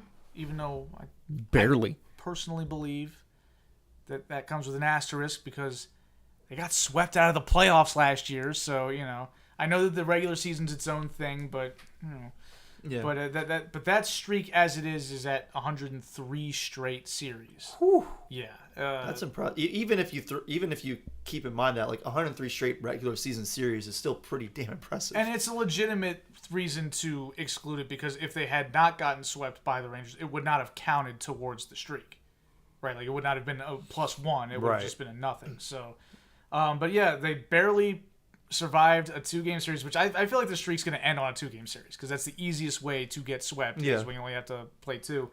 But the Nats took care of business against the Orioles game 1. Orioles could not hit to save their lives. They got shut out 3-0. Corbin Burns was fine, but not what you expect from Corbin Burns. But when you score no runs, you can't complain anyway. Corbin Well, you Burns was complain also about the umpire Corbin Burns that was night. also the starting pitcher in the one game the Yankees won in that Orioles He series. gave up 2 runs in that one, and the Orioles didn't score. Yep. So we've lost their Burns' last 3 starts because he started against the A's, and Craig Kimbrell, who we will talk about in a second, blew that save, and then he lost the last 2 in shutouts. So Yeah. it's been tough luck for Burns' Burns, starts. But on positive notes, John Means made his return to the Orioles rotation And over the pitched weekend well. and pitched really well. Yep. 7 shutout innings in Cincinnati. Kyle Bradish has now made 2 starts, pitched well against the Yankees, although it wasn't an elongated start. He only pitched 4 2/3 innings. Yeah, but he still first pitched well. First start back, they weren't going to stretch him out. And he too pitched much. well yesterday. Yeah, and He was pitched in line for a win last night Yes. until till a Kimbrel certain blew the Craig save. Kimbrel came into the game and completely blew the game again. Well, you guys still got the win in extras at least. 3 extras. Yeah. I got a hold from Yennier Cano yesterday. Yeah, because he actually did his job. Nobody else could bother, but yeah. But anyway, Bradish looked good. Bradish looked actually really good yesterday. Like he didn't quite have his best up, but he was. the stuff he did have was incredible. Yeah, he struck out 9 guys and He only looked 5. confident too. Yeah, I tried to go and pick him up after his first start, and he was already on Sean's roster. I feel like Sean just stashes Orioles sometimes. Probably. But yeah, like you can't complain much. Yesterday was a nightmare until they won. It was one of those type of games where you're just like, wow, we're gonna get swept by the Nats, and we're gonna do it because Craig Kimbrell blew. Technically, he didn't blow the save because he was out of the game with the lead. He was removed, But it was his runner, right? But it still doesn't count as his blown save. It counts as Keegan Aikens. Oh, really? Yeah, it does. Oh, wow. That's why saves are a little bit of a kind of an overrated stat. Well, aside from the fact that it's just a made up thing that happened in the '80s. This whole thing's made up. I understand it's all made up, but like Hit a ball with a stick and run in a circle. So let me ask you this. Okay, so a hold it's not an official MLB stat, but a hold is basically when you have a relief pitcher comes in a save situation, yeah, leaves the game having gotten at least an out without having given up the lead, that's right. you get a hold. Yes. Right? So Yennier Cano comes in, he pitches 2/3 of an inning, Yep, got 2 outs. leaves with a man on base. Yeah, If that man is then allowed by the next pitcher to come in and score to tie the game, does Cano still get a hold because he left the game yep. and it was still not, and the other guy would get the blown save at that point, even though it's Yes. Cano's runner that he left? Yes, Interesting. I've seen guys give up 2 runs and leave the bases loaded, but since it was a 3-run lead and they only got 1 guy out, and then the next guy blows the save in air quotes there, he I think still that- gets a hold. I think that makes sense, but obviously, like if you're talking like from fantasy purpose, like this is one of the reasons why it's a good idea to have like inherited runners stranded as a stat for relief pitchers, which we do. It's an important stat in real baseball too. Yeah. Like like Brian Mattis was the king of having somebody else get out of his jams, and so his ERA looked really good. He always had like a 2.76 ERA or something like that. We're like, wait a second. But his whip he was terrible. stinks. Yeah, his whip was probably He would awful. come into a game with 2 outs, and this is back before they could, when you had to pitch the 3 guys. He'd Yeah. come in as the loogie, and unless it was David Ortiz or Josh Hamilton, he wouldn't get the guy out. No. And then he would walk another guy, and Mm-hmm. then they would bring in O'Day or Britton to bail him out, and like he'd give up everybody else's runs too. Yeah. Like if he comes to the game with 2 outs and a runner on first, and then he gives up 2 base runners and another knock, and then somebody gets out of his best, like, but he didn't give up any earned runs. Right. So he pretty basically good. has The like other a guys he has earned like a runs. 2.2 whip, but a 0.7 ERA. Everybody among Orioles fans knew Brian Mattis sucked, even though his numbers didn't look that bad. I think he started a game for the Cubs one time, like well What? after started his a game for them. Yeah. What? Well, after Well, his he was a starter when he was drafted as a starter. He never made a start for the Orioles, though, did he? yeah, Brian Mattis. Yeah, he did. Yeah, Oh, did he? Yeah. Oh, okay. He was terrible. He was. I Yes, only he was remember- bad. I only And they remember moved him him to as a bullpen. He was reliever. still terrible. Yeah, He wasn't like Zach Britton, who was a bad starter who became a really good closer. no. Not Bradish. Mattis was such a bum, just an enormous bust. And he got caught cheating once too. All right, he It's had some stuff. goo. Yeah. I attended a Miscellaneous goo. yes, I attended a Brian Mattis start in Atlanta in 2012, and gave up a 3-run home run to Andrelton Simmons, Who does not hit. who doesn't hit He's out there for his glove. Yeah. He's a catch and throw guy. at Turner Field. Simmons won a Gold Glove, didn't he? He's won several. Oh, he Yeah. won? Okay, I thought he might have won. He's a more than one, generationally yeah. good defensive Yeah, shortstop. I remember he just him being couldn't really hit. good. Yeah. Yeah. This was rookie Andrelton Simmons, right? He just got there. I'm like, who is this guy? Probably thought he was the next A-Rod or something like that. They're pumping out home runs. Yeah, so Brian Mattis, ugh. Meanwhile, Colton Cowser, your boy, in a bit of a slump right now. 4 for his last 40. I will say this is a little bit outdated because he did have a good game yesterday, and 2 of his last 3 games he's hit the ball hard. Okay. And like yesterday, he went 2 for 4 with a double, a single, and a sac fly. And a couple nights ago against the Reds, he went 1 for 3 with a double. His other 2 outs he made were loud outs, and he drew a walk. So he's the issue that I had with him was he was striking out a lot. Like over that stretch, he had like a 40% strikeout rate or something like that. yo. Really, really high. And Cowser already profiles as a high strikeout guy. He was that in the minor leagues, but it didn't Yeah, but matter. high strikeout doesn't mean 40%. No, it means like 28. Like, but yeah, I was just gonna say yeah, that number. 40. But but if Cowser's slumping, that's how he's going to slump. Is he's going to have an elevated K rate. But he's looked better. Like he got a couple of days off over the weekend. He sat on Friday against the Reds, and then he sat against the lefty on Saturday. Came in for a pinch hit appearance. But then Sunday he looked good. Tuesday he had a rough day, but everybody did for the Orioles. Like nobody could hit that guy, and he got rung up on a bad call on a 3-2 pitch. So that should have been a walk. Yeah. And then yesterday he was good again. So like, I think he's coming around. I didn't think he was just suddenly a bum. I figured just it's a slump. It happens. People make It happens adjustments to everybody. to you. And he's still a rookie, right? Like he started crushing the ball, so pitchers pitched him a little differently, and he took a little time to adjust. I think. Well, he he's was making a- OPSing 1,600 to start the season. That's so, true. So it was that little detail. Yeah. the greatest baseball of all time. Of player all time, yes. For a couple weeks there. It was incredible. But so I think he's gonna be fine. Like at 4 for 40, it's a long season. Plenty of players. Like Aaron Judge had a worse slump than that this year, and has had 2 slumps at this point. Like he had a really good breakout for a little while, and then he slumped again. Now it looks like he's back. So it happens to everybody. That's baseball. Jackson Holiday down in AAA, he hit his first home run of the year. So he started off kind of cold down in AAA, which is understandable, right? You get sent down from the majors where you don't perform as well as you thought you would, and it's kind of a big change. It's disappointing, but he seems to be getting back in the groove a little bit. So that's good to see. Hopefully Jackson will be, he'll work on whatever he needs to work on down in the minors and be back up in the majors so we can get rid of Ramon Urias as soon as possible. Yeah, the conversation around Holiday was, I think we observed it. He was struggling with high quality fastballs at the show level, right? Like he was facing like Major League Baseball. It's a velocity league at this point, Yeah. and if you're not used to seeing 98 and you don't know how to time it up, you're gonna get blown off the plate. Like you're just not gonna have a chance. And it's not just the 98 because there are guys in the minors who are throwing that hard, yeah. but 98 while hitting your spot, And while, while having having other pitches, while having other pitches, while having a slightly, generally speaking, you're gonna be seeing like higher RPM on those 98 than you might see. yeah, more movement too. And then a little bit more movement, a little bit more run. Some sync on some of them, and it's still like high 90s. Yeah, I mean, so it's just an adjustment.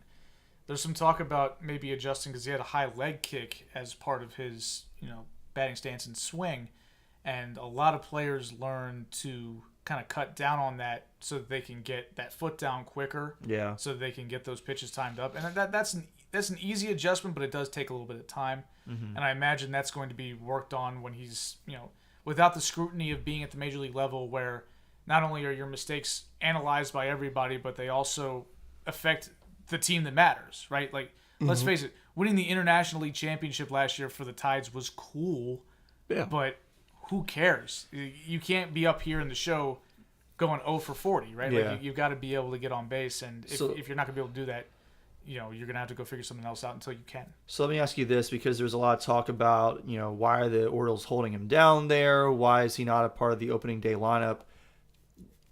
He's 20 years old. With hindsight, do you think that they brought him up too soon? No, because this is going to be discovered one way or the other. It's not like he was down there with obvious holes in his game struggling against AAA pitching. Like, he was dominant the first 10 days that he was there before they called him up. And, again, it's sink or swim when you get to the show. Yeah. And Yeah. most guys struggle like this. Like, we've talked about it with Mike Trout was not very good his first year in the league, which was 2011. He became the best baseball player in the world the next year. But his first stint, when people were talking about Mike Trout being this big-time prospect, I was like, that guy kind of sucked. And I watched a lot of Mike Trout because I was watching the Mariners play the Angels. I'm like, Mike Trout, that guy. Mark Trumbo is better than him. Mark Trumbo. How many top players, are brought up to the show and then sent back to the minors and then come back and end up being great? Not saying that can't happen for Jackson Holliday. I'm just wondering, is there a precedent for that? Are there other high-profile names that come to mind? We think of their first visit to the major leagues did not go well, and they had to be sent back down to improve their game some more. But when they came back, they maybe they weren't a finished product yet, but they became generational. Yeah, they stepped in and started raking. Yeah, The only guy coming to my mind is Grayson Rodriguez last year, who was a pitcher. a pitcher. He's who was a pitcher, mess, and also when is he he first at that came up. point where we would say he's got potential to be generational, or No. is he just really No. potentially pretty good? He's good. He's a good right? pitcher, yeah. The thing is, though, it's kind of a unique situation because normally the number one prospect in baseball is typically not on a team that's already really, really good. Mm-hmm. Yes. Normally the number one prospect is on that team because he was drafted first Yeah. by a crappy team. Yes. If the Orioles weren't a World Series contender, Holliday would never have gotten sent back down. They would have let him struggle through it because there's no reason not to. He would have been the best player on the team at that point. Yeah, because it's you might as well let him figure it out. Again, your boy Aaron Judge. Yeah. He came up in 2016. He was terrible. Mm-hmm. And I was like, who's this guy? And, he didn't. I don't think he got sent back down at any point. But because the Yankees weren't in playoff contention in 2016, so Right. might as well let the prospect try to figure it out. Mm-hmm. This is, again, a unique situation where it's a very, very young player, 20 years old. As Michael Elias has said repeatedly, he's way ahead of schedule, getting to the show at that point. And, again, you've got to try to win games. Yeah. So you can't afford to let him struggle. Now, granted, the fact that they don't really have an adequate replacement. Right. That's kind of the next question is, yes, he may not quite be ready in that way, but he's still probably better than the other option that you have at the position, right? I think so. If you look at the numbers, though, Ramon Urias is a better hitter right now than Major League version of Jackson Holliday. I hate to say it because I don't believe it for real, but the performance was better from Ramon Urias, and frankly, it's also been significantly better when Jorge Mateo has played, because Mateo's actually been pretty good for the Orioles against left-handed hitters or left-handed pitchers. So, I think that there's also just a matter of, like, you can't, like, a 20-year-old kid who's on a team that's trying to win, he goes 2 for 40 to start his career, you know. I think he was 2 for 39, to be fair.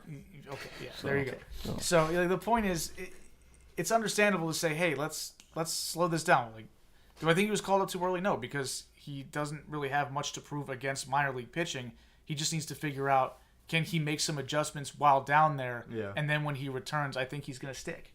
Mm-hmm. Austin Hayes is probably close to his return. Started a minor league rehab assignment. Yep. Mm-hmm. That's the thing that happened. You had a home run. I mean, I want Hayes back on the roster because I want Ryan McKenna off the roster. Oh, my goodness. Yes. Ryan McKenna has been hitting home runs, like, plural. He hit 2. That's plural. It is. That fits into the definition. Home runs. And, like, I'm like, oh, no. Every time he hits a home run, I'm not happy about it because that means he's going to stick around longer. So I only wrote down a couple of notes for the podcast on my phone notes, and the only topic I wrote down was make fun of Ryan McKenna. So I'm going to make fun of Ryan McKenna just a little bit for what happened last night. Because he had a big impact on the game in a negative way for the Orioles when he entered as a pinch runner. Oh, no. Oh, no. So yesterday... Bland City. Yeah, Anthony Santander draws a walk and reaches first base, or he might have gotten hit by a pitch. I don't know. This is what inning? I think it was a walk. This is the 11th. Okay, so we're in extras. We're in extras. So Hyder decides to pinch run McKenna, and this is after Ryan Mountcastle's already hit a 2-run homer to give the Orioles a 2-run lead. Okay. So Tony walks.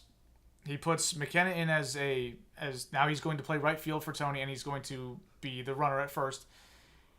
McKenna gets caught stealing because he came off the base. He overslid the bag, which, like, it's not like, oh, I just got cut down because the catcher got me. No, I was fundamentally unsound. You ran into left I was field. safe, and then I was unsafe. I did not quite Joe Adele level bad, but still the same effect. You got to take the helmet off. You got to maintain contact. which is not allowed. Yeah. So that happens, and I'm like, oh, we're off to a terrible start. Yeah. And then, There's more after that? yeah, I got 3 more bullets. Oh. Oh, no. Yeah. And we're already in extras. Okay, so the Orioles blew 2 leads in this game. 2 2-run leads, including in the 11th inning, the bottom of the 11th. So I didn't actually get to see this, but I heard about it because I was listening on radio, and runner reached third base, the tying run for the Nats. I don't remember exactly how Albert Suarez gave up a couple of hits. And so the tying run's on third with 1 out. And then somebody hits a shallow pop fly to right field to Ryan McKenna. And Ryan McKenna catches the ball and seems to think that because he's so shallow, there's no way the Nats are going to try to tie the baseball game in extra innings.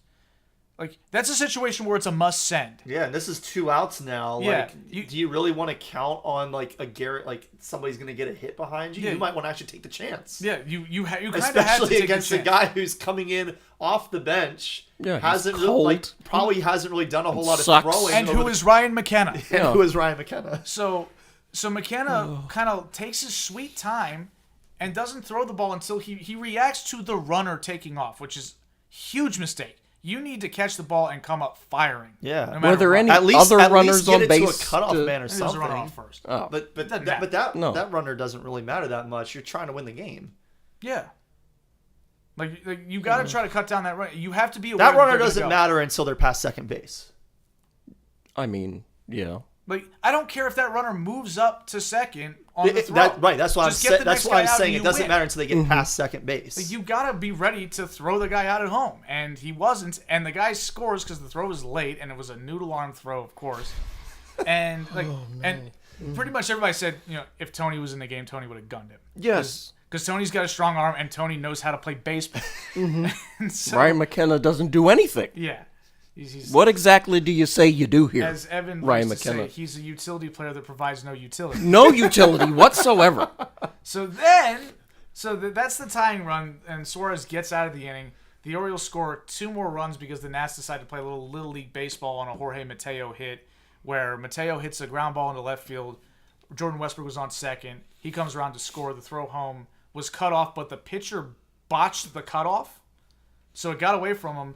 And then I think the guy back up. Mateo then goes to take second, and the dude uncorks this throw that was probably 15 feet high and about 5 feet wide, and just sails into right field. I have no idea how a professional baseball player made a throw that bad.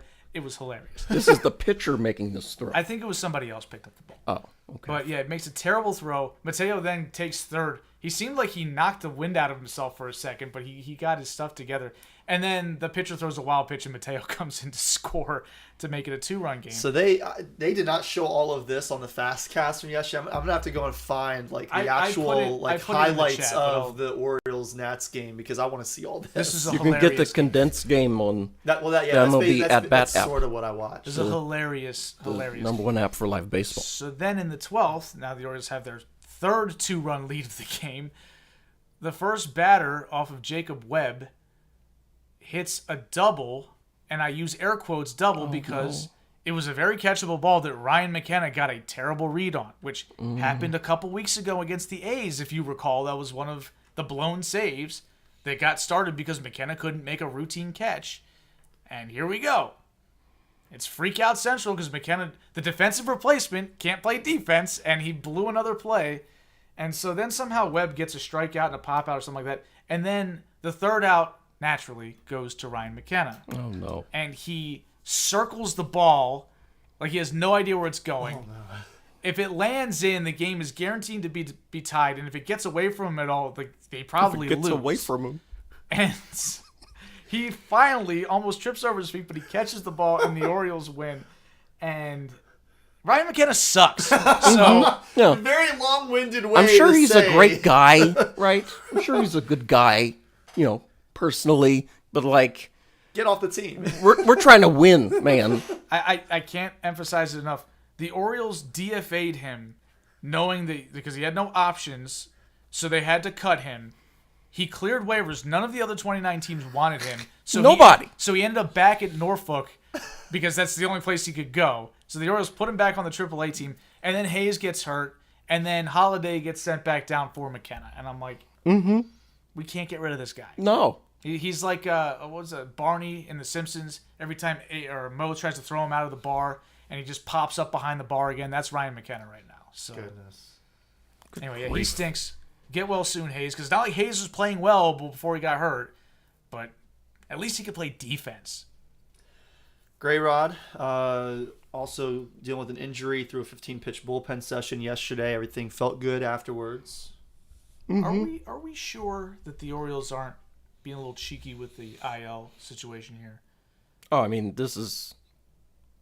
I think this is almost certainly a Ubaldo Jimenez pothole situation in the sense that we'll put him on the IL to sort of stash him to keep his innings and pitches down and say he has a shoulder injury or something. Yeah, because my conclusion is the Orioles have Corbin Burns is really good. They had Bradish and Means returning. Yep. And the guys that were in the rotation holding it down for Bradish and Means were Pitching Kramer better and than Irvin. And they've been pitching better than Gray Rod. Well, they've been pitching well, period. They've been Yeah. pitching very well. And Irvin's been incredible. Yeah, like, he's got this like a- guy was a total bum last year. yeah, and he's got like a 20-inning scoreless streak going right now over the course of 3 starts. So he's been great. Kramer has been really, really good. I And picked so, up Dean Kremer. so the Orioles probably looked at it and said, We have an embarrassment of riches. All of a Grayson sudden. has a little tightness in the shoulder. Like, normally we would say maybe skip a start or maybe just pitch through it. It's not that big of a deal. It's like, we can kind of give him a little rest because these other guys are holding it down. And so you put him on the IL. I think that's what happened here. Yeah. I'm just saying, they could do this. They should do the same thing to Craig Kimbrell because This might something's have wrong. This might have happened with Hayes a little bit too. Like, how hurt was he? I don't think he was that hurt. Yeah, because he just couldn't hit the ball anymore. Yeah, so they just put, because Kowser was hitting well and they could bring up Kerstad, and they were like, yeah, let's just do this. And they never play Kerstad, so. No, you have to play McKenna. So you go to somebody else who sucks. Uh-oh. Oh, Craig Kimbrell. Yeah. Terrible, right? I was about to come in here ranting about how, because I assumed the Orioles were going to lose the game I turned it off after You the turned top off of like the in the 10th. second inning, Eric. Well, to be- You were like, I'm done with this game. I looked and I'm like, it's the second inning. I think that was on Tuesday. No, that was no, yesterday. I watched the entirety of the debacle on. I was frustrated Yes, on he Tuesday. he was very vocal on the chat Tuesday, but he was vocal throughout the game. Meanwhile, yesterday, like 2 innings in, he's like, "I'm done with this game," and then like he kind of came back in the extra innings, but Well, he didn't say anything about the game.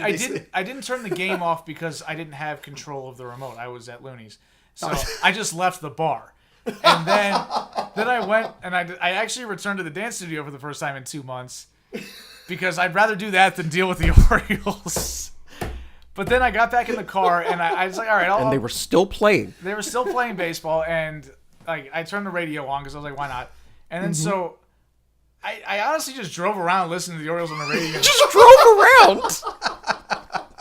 You should have just gone down to Nats Park. I could have probably. I would have made it in time for the end of the game Yeah. because it took forever. The game didn't end until almost like 10:45, but They might have even let you in for free by that time. who knows? But yeah, but anyway, Craig, I was gonna come in here because again, I thought the Orioles were definitely gonna lose. I assumed that Kimbrel, or I guess Keegan Aiken, who came in to replace Kimbrel, I assumed that he was going to give up like a home run to C.J. Abrams and he was going to walk over. Instead, he only gave up a single. And then, of course, I assumed, okay, well, the next guy's going to knock in the winning run. He didn't. And then the Orioles don't score. That's when I turned it off. That's After what a scoreless top of the 10th, I was like, yeah, no, you're done. That's because it. the Nats are definitely going to get their Just fake bunt, runner in. and then, sack fly, and that's game. But then the Nats somehow didn't get it done. I think there was a two-plan in there, too. And Did they only send 2 batters to the plate like the No, Yankees I did think in the they middle of the night I think they said 2 years ago? that was insane. Yeah, Against the Mariners. right. They did it twice. Yes, it was crazy. But anyway, yeah, I assumed they were going to lose, and it was going to be Kimbrel's fault. And I was going to come in here and say over the last 2 weeks, the Orioles would have been 7-5 at that point, with 3 losses, the responsibility of their closer, Who's making, I think, $12 million this making year. a ton of money.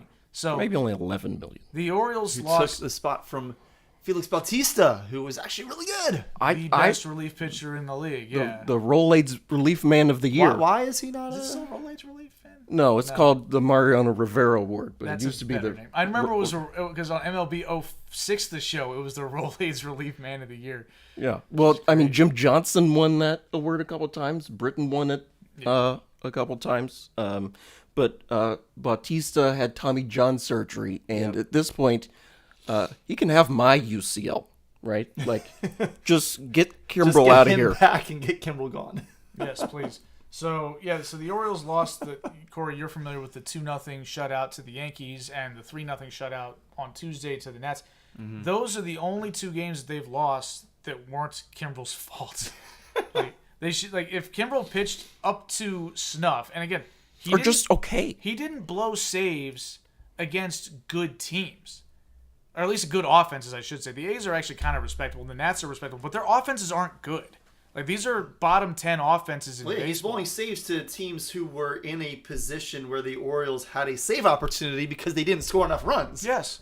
And, again, 2-run lead, too. It's not like a 1-run save where, a bloop and then a steal or something like that. He has been so ineffective that he's not only put the team in position to blow the save, definitely to lose the game outright. To snatch defeat from the Yes. jaws of victory. And let us not forget, it was almost a 4th blown save in Cincinnati when the Orioles were up 2-0. Kimbrel comes in and starts melting down, and Hyde has to go pull him after 3 batters, and he brings in Cano, and Cano saves the day and gets a couple of key outs to hold a 2-1 lead. You know what the problem is? 90 degrees is not enough. He needs to go to 135 degrees on that wind-up, on that preparation stance. $12 million for Kimbrel this year. As somebody Spot pointed drop. out, Craig Kimbrel presumably was bending over like that to see the sign from the catcher. The catcher does not put signs down anymore. They have the pitch Yeah. count. So he's just doing that for fun. Yeah. Stop doing it now. Just doing that for fun. It's not working. But at the same time, was he putting his arm out perpendicular to his body to see the sign? I don't know. Whatever the stance is, there was a presumed purpose for him bending over at least, and it was to see the sign. The Monkey Man arms never made any sense. The Monkey Man arms. Yeah, it looks like an ape. Come on. I mean, he's a person, so. That's true, and I'm glad he's white, because if I said that about Felix Bautista, We would get canceled. I would deservedly get canceled. So, But also, you wouldn't say that about Felix Bautista because Felix Bautista doesn't have a stupid stance before and he he pitches. also doesn't suck. So I wouldn't be hating on him on a podcast that nobody listens to. Yeah.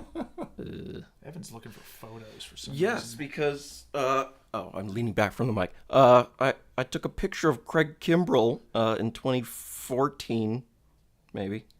You got pictures from 10 years ago on your phone? Yes, there's pictures from 2012 on this phone. You always seem to find these pictures, and you're like, oh, I found this one.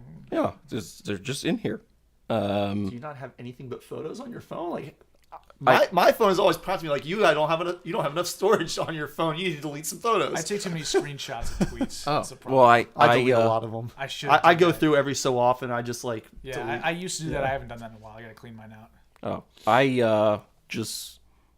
got the maximum storage, the 256 gigs or whatever. I'm like, well, You also don't edit your screenshots to like cut out the top and bottom, so it's like the full file size. I usually do. Ever since Evan made fun of me for it during the 2020 election. And ever since we always had to point out that your phone is about to die, because it's always about to die. Well, Evan's got a bigger problem with that than me, because his phone's always ready to die nowadays. yeah, watch well, is my about to phone is die. old. This thing's almost toast. Where is the picture? Anyway, so Craig Kimbrell sucks. What is this Mr. Splash bobblehead night tomorrow? Well, your boy's going to be there. I'm going to the game. Okay. So, Who are Corey, you guys playing tomorrow? the Diamondbacks. Okay. Are you familiar with Mr. Splash, Corey? I don't. Okay, think so I am. are you familiar with the bird bath at Oriole Park? It's like a new in thing. the outfield? Wait, it's it's a new thing. Then I It don't. started last year, but yeah. I don't think. Are I you am. familiar with the Orioles celebrations when they hit singles, doubles, and home runs? At all? Wait, why And not triples. Well, doubles and Triples triples are have rare. the same celebration. Oh, it's like they have one for singles, a different one for doubles and triples, and another one for home runs. That's right. I don't know. Okay, well, they're all water and sprinkler related. So, Okay. so when the Orioles get a base runner on first, they like turn the little thing for turn the hose, Turn the faucet turn on. the faucet on. Where? Just they In do the it- air. and it's a mimic. It's a mimed thing. Oh, The base runner. okay, You got reach it, first, got you it, turn got the it, dugout, got it, you got turn it. the faucet on. Oh, it's got it. Okay. And then doubles and triples are you hit the sprinkler. Okay. And then of course the home run. Now it's the hydration station. It was the dong bong. Okay, yeah. So I have seen like the hydration station. I'm sure I've seen the other ones that I just I mean every team kind of has something that they do Yeah. when Yeah, they get on everybody- yeah, base. and everybody's so got some cool thing, yeah. I just kind of tune a lot of it out. But like I have noticed the hydration station. Okay, Like well- the Mariners have like this like the Poseidon Whatever that is. thing. The trident. Yes, the trident. Thank you. The Poseidon thing. The Poseidon thing. As you're making inappropriate hand gestures here that nobody can see. But anyway, the reason why I bring this up is because this inspired the Orioles, led by my boy RDT, to tell. Like, he suggested the Orioles have a bird bath fan section where you have Mr. Splash, who when the Orioles hit home runs or driving runs, he sprays people with a water hose and people wear their floaties out there and stuff. They do this like right next to the bullpen, don't they? Like Yes. in the Yes. outfield. Yes. Okay, I am familiar. I am like vaguely familiar with Yes, that. and Governor Westmore was a guest splasher. Adam Mm-hmm. Jones has been a guest splasher. And on Friday, I think it's Friday. Tomorrow. tomorrow. Yeah, tomorrow. Yeah, Your Friday. boy's going to be there. David Rubenstein, the new owner of the Baltimore Orioles, is going to be the guest splasher. Okay. But they are giving away a Mr. Splash bobblehead tomorrow. So there's your history lesson in about 20 minutes. Cool. And that section is sold out. Like you can't buy a ticket there anymore. They're gone. It's just crazy because usually outfield sections don't sell out. Exactly. I used to always be able to get seats in the bullpen, like by the bullpen. I was sitting there for the Henry Urrutia game. Rudy game, yeah. I got on TV when Adam Jones hit that home run. Yeah. Yeah. You could always get a seat out there. Not anymore. So that's the pretty Orioles cool. have a 9-game homestand that starts tomorrow night against the Diamondbacks. Then you have 3 against the Blue Jays, 3 against the Mariners. Meanwhile, the Yankees are heading on the road. They've got 3 against Tampa Bay starting tomorrow. Then they get an off day on Monday before a 3-game set in Minnesota. but that will be a stretch. The Minnesota series will start a stretch of 13 games without a day off for the Yankees. Oh. Jeez. I've pulled up a picture on my phone from May 9th, 2014. Craig Kimbrell coming in to pitch for the Braves. Yeah, that's And, like, definitely him. They, sent the flames around the ribbon boards in the stadium and stuff. Like, it was a whole thing. That was back when he was great. He was great. Well, briefly, let's just talk about a few things that caught my attention from around the rest of Major League Baseball. First of all, Saturday, the Major League debut for... Paul Skeens. There you go. Pittsburgh Pirates pitched the number 1 pitching prospect in baseball. Yeah, that should be exciting. I picked him up for my fantasy team. idea. I haven't decided if I'm going to start him in that game, but I might just because it's kind of fun. It's funny because, like, pitching prospects, especially when they're that good and they're out of college, how much time do you really need in the minor leagues, right? Not a whole lot. And it's not only how much time do you need, how much time do you want them in the minor leagues? Because Yeah. let's face it, I hate to say this because They're on Paul Skeens borrowed is time. awesome, but what are the chances of him having a 15-year career where he never has an elbow injury? Especially considering he throws He triple throws digits. gas, yeah. Yeah, like those are the guys who are going down like flies right now. Everybody So- goes down. Yeah. You know, so So no, I mean that's a good point. And the other thing is it's very different when you're a pitcher versus when you're a hitter, because as a pitcher you're not reacting to anything. Like you don't have to learn how to react to different pitches or different like styles of pitching or anything like that. Like you just go out there and you do what you do. yeah, Like there's like you don't have to. you're the aggressor. Yeah, exactly. So like it's a very different route to preparation. It's a different route to the show, and I think that's a great point. So very exciting there. Phillies pitchers have been really dominant at the top of their rotation. At least they've got 2 really good pitchers right now, and Zach Wheeler and Ranger Suarez have both been fantastic this year. You got to figure Aaron Nola's going to be good. Aaron too. Nola has been strong. He's had a couple of really strong starts over the last couple of weeks. Bryce Harper's hitting his stride. Earlier this week, he had 3 straight games with a home run, including 2 3-run home runs and a grand slam in a 3-day stretch. Wow. Yeah, for the that's a big RBI part of too. why Andrew is actually, why Andrew beat me and why he's beating Evan right now in our league, despite starting the season 0-4. Now Eric is bringing up the rear. Oh. Okay. Yeah. Do I have any wins? No. I didn't think so. Oh. You might want to check your lineup. Probably should. Does the NL East go through Philly now? Possibly. The Braves have. The Braves have been pitching okay. Their offense has not really hit its stride yet. Albie's missed a bunch of time. Albie's missed some time. He's been good when he's been He's back healthy. now. And he's back now, but he missed some time. Austin Riley has been a little bit up and down. And Ronald Acuna is like finally starting to do some stuff. Like he hasn't been terrible. Not the way that like Julio Rodriguez has been terrible so far this year, which is crazy. But He wasn't good last year to start either. He got hot late. right, which I'm praying he does again this year because I picked him up off of waivers because Sean for some reason dropped him.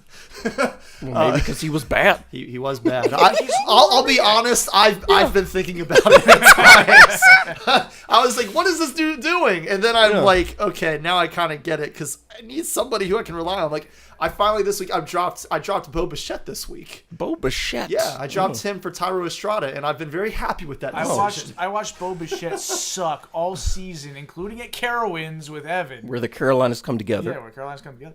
And then the week after our fantasy season ended, he's playing the Orioles like Labor Day weekend, and he hits 3 home runs while we're there, and I'm just like, you gotta be kidding me. Ridiculous. Yeah. But yeah, so Acuna, like he's been stealing some bases, but he only has 2 home runs.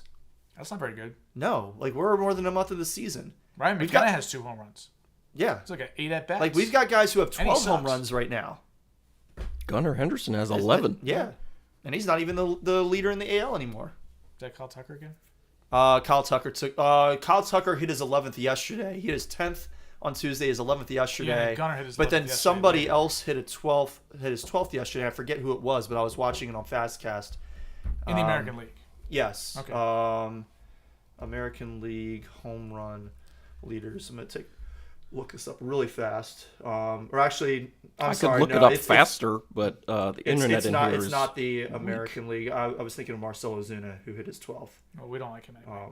Kyle Tucker and Gunnar are tied atop the American League, and yeah, I don't like Marcelo Ozuna. It was really bothering me that he had that long hitting streak to start the season. Yeah. He's been raking for Sam, but Shohei has 11. Teoscar Hernandez has 10. I'm kind of mad that I traded Teoscar Hernandez to Steven earlier this year because Steven wanted to trade because he got the itch, and for some reason, I obliged. You got to learn from me how to trade with Steven. Apparently, because you've won those trades. Oh, I've slayed those trades. I think we were sitting here doing a podcast while you were working up a trade. With I Steven. think we were. Maybe. I don't know if it was the trade. Like but he it was one of trying them. to trick you into something with He was. Calvin Ridley, but like you, Oh yeah, That there was that wasn't- one. yeah, That that was- wasn't during our podcast. That, though, was but it? that was not. That was a trade that I didn't do. Yeah, I just and that was picked up- preseason. and I just picked up the Calvin guy. Ridley Yeah, you just picked up Calvin because I Ridley. discovered what he was up to, and Yeah. I went and got him. The Nats went above 500 for the first time since July of 2021. I don't know how they were 500 in 2021. They sucked that year. They finished like 32 games below 500, I know. and they were above 500 with like 2 months left in the season. Yeah, they were. It was the midway point. They were 40 and 39, and then they lost. Absolutely unbelievable. all It was the the complete opposite of the 2019 World Series run when they were terrible in the first half yes, and then the, came back. The Nationals at the They were like 19 in like 30 May, something. 31, yeah. they were catching up with the Orioles down at the bottom of the standings. Yes. And the Orioles went on to lose 110 games that year. And the or Nationals something. went on to win the World Series. Yeah. What is this? Yeah, somebody explain that to me. Yeah, so, I've got so they fell back to 500 yesterday in that loss in extra innings, but they're heading up to Boston next for their next series. Gunnar Henderson is leading the American League tied with Kyle Tucker in Yes. home runs with 11. Yeah, we just said that. So over okay. under on Paul Skeen's debut. How many times do they show Livy Dunn in the stands? I don't know. Got to be at least 5. Probably. At least 5. We talked earlier on in the year about how the Dodgers were off to kind of a slow start. Well, they're they've pretty been good. pretty hot over the Yeah. last 2 weeks. They're 14-2 in their last 16 with a very nice run differential in that stretch of plus 69. The Orioles had a negative 69 run differential in one of the dark years, like in mid-May. So, Oh, no. E-sign. yeah. So, anyway. ECIN. Yeah. Jeez. God, Corey. Brutal. But anyway, also shout out to your boy, Corey. Evan's face was that made it worth it for me to make a bad joke because his face was glorious. Anyway, shout out to your boy, Corey, Greg Amsinger, for calling out He still looks beside himself. You He's like, said "What something just happened?" utterly ridiculous. He looks so confused. Like, where am I? What happened? He's not of this Something's earth wrong with anymore. the timeline. Yeah. The Anyway, space-time Shout out to my continuum. boy. Greg Amsinger, who predicted a Yamamoto no-hitter, and the first pitch gets put in the seats. By Jazz Chisholm Jr. What? Beautiful. Beautiful. No, but the best part wasn't even that he made that prediction. The best part was that Harold Reynolds jumped in and said, "You know they're gonna like swing at the first pitch now," and he did. Yeah, and he hit a home and run. it was a home run. Yamamoto just laid it in there, and it got smoked. It was a meatball. Oh And man. Amsinger did like a whole preamble with it too, like just kind of like I just did a feeling we could be watching, guys. It I'm was- putting us on no hitter alert right now. So it was great because when I watch Fastcast every day, you know, it's the best from the previous day in less than 10 minutes, which I love. Like you get to see a little bit of every game, you know, you see the highlights of every game. And generally speaking, you just see like, you know, a few home runs, some strikeouts, you know, maybe the last out of a close game or something. That one they actually took the time to show his whole preamble into the game. And then the first home run, and unlike like when I first saw that it happened, in the Fastcast version, they had a little like picture-in-picture box of Greg Amsinger in the studio as it's happening, reacting live to it, and just completely losing it. What? It's a really bad prediction. Oh my goodness! You see, Amsinger was on live on MLB Tonight predicting that Buster Posey was going to hit a walk-off home run, and he did. But like, you know, I feel like he was, you know, heat checking himself and came up a little short. Yes. Buster Posey was a long time Yes, ago. that was. Yeah. He hasn't played in quite some time. So, So last thing on Major League Baseball, this is MLB TV free weekend. So every single game is free to watch on MLB TV this week, tomorrow through Sunday. So if you want to catch some baseball and you want to do it on a platform where you don't have to look for an illegal stream or anything like that, you can watch it on MLB TV this weekend. And then Monday the free game is Jays O's. Or you could, just buy MLB.TV, You could, which is awesome. So yeah, it's a little expensive. it's I used worth to it. pay for extra innings, so Yeah. that was way expensive. It's funny that the year that I'm actually watching a lot of Yankees games, I didn't buy MLB TV, and then the years that I bought it, I watch every game for the first week and then I fall off. Oh, I've actually stuck with it for the full first month of the season. Good for you. Mm-hmm. Well, your Yankees are playing well. I mean, that certainly helps. Sweeping the season opening series against the Astros definitely helped Mopping. to mopping, yes. get my interest very high. I think that if we had struggled during that series, that might have really taken my interest in the season, at least temporarily. Yeah, if you After lost, 4 games, if you lost I mean, 3 or 4, because it's the Astros. I hate the Astros. yeah, and they own you.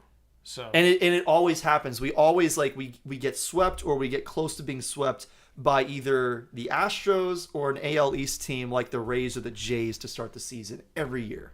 Every single year. And it Sure, just the Orioles crushes almost my swept spirits. us. Eric, we're in the presence of a Yankees fan complaining about something. So, yeah, having his spirit crushed.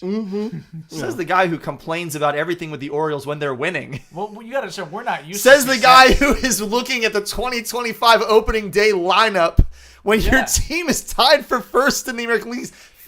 Alone in first place now in the American League That's East. right. And the most exciting thing to you is, oh man, what's coming in I 2025? didn't say that was the most exciting thing. I just pointed it out because Steven was asking questions. So I said, "Here's what I think is going to happen." I did.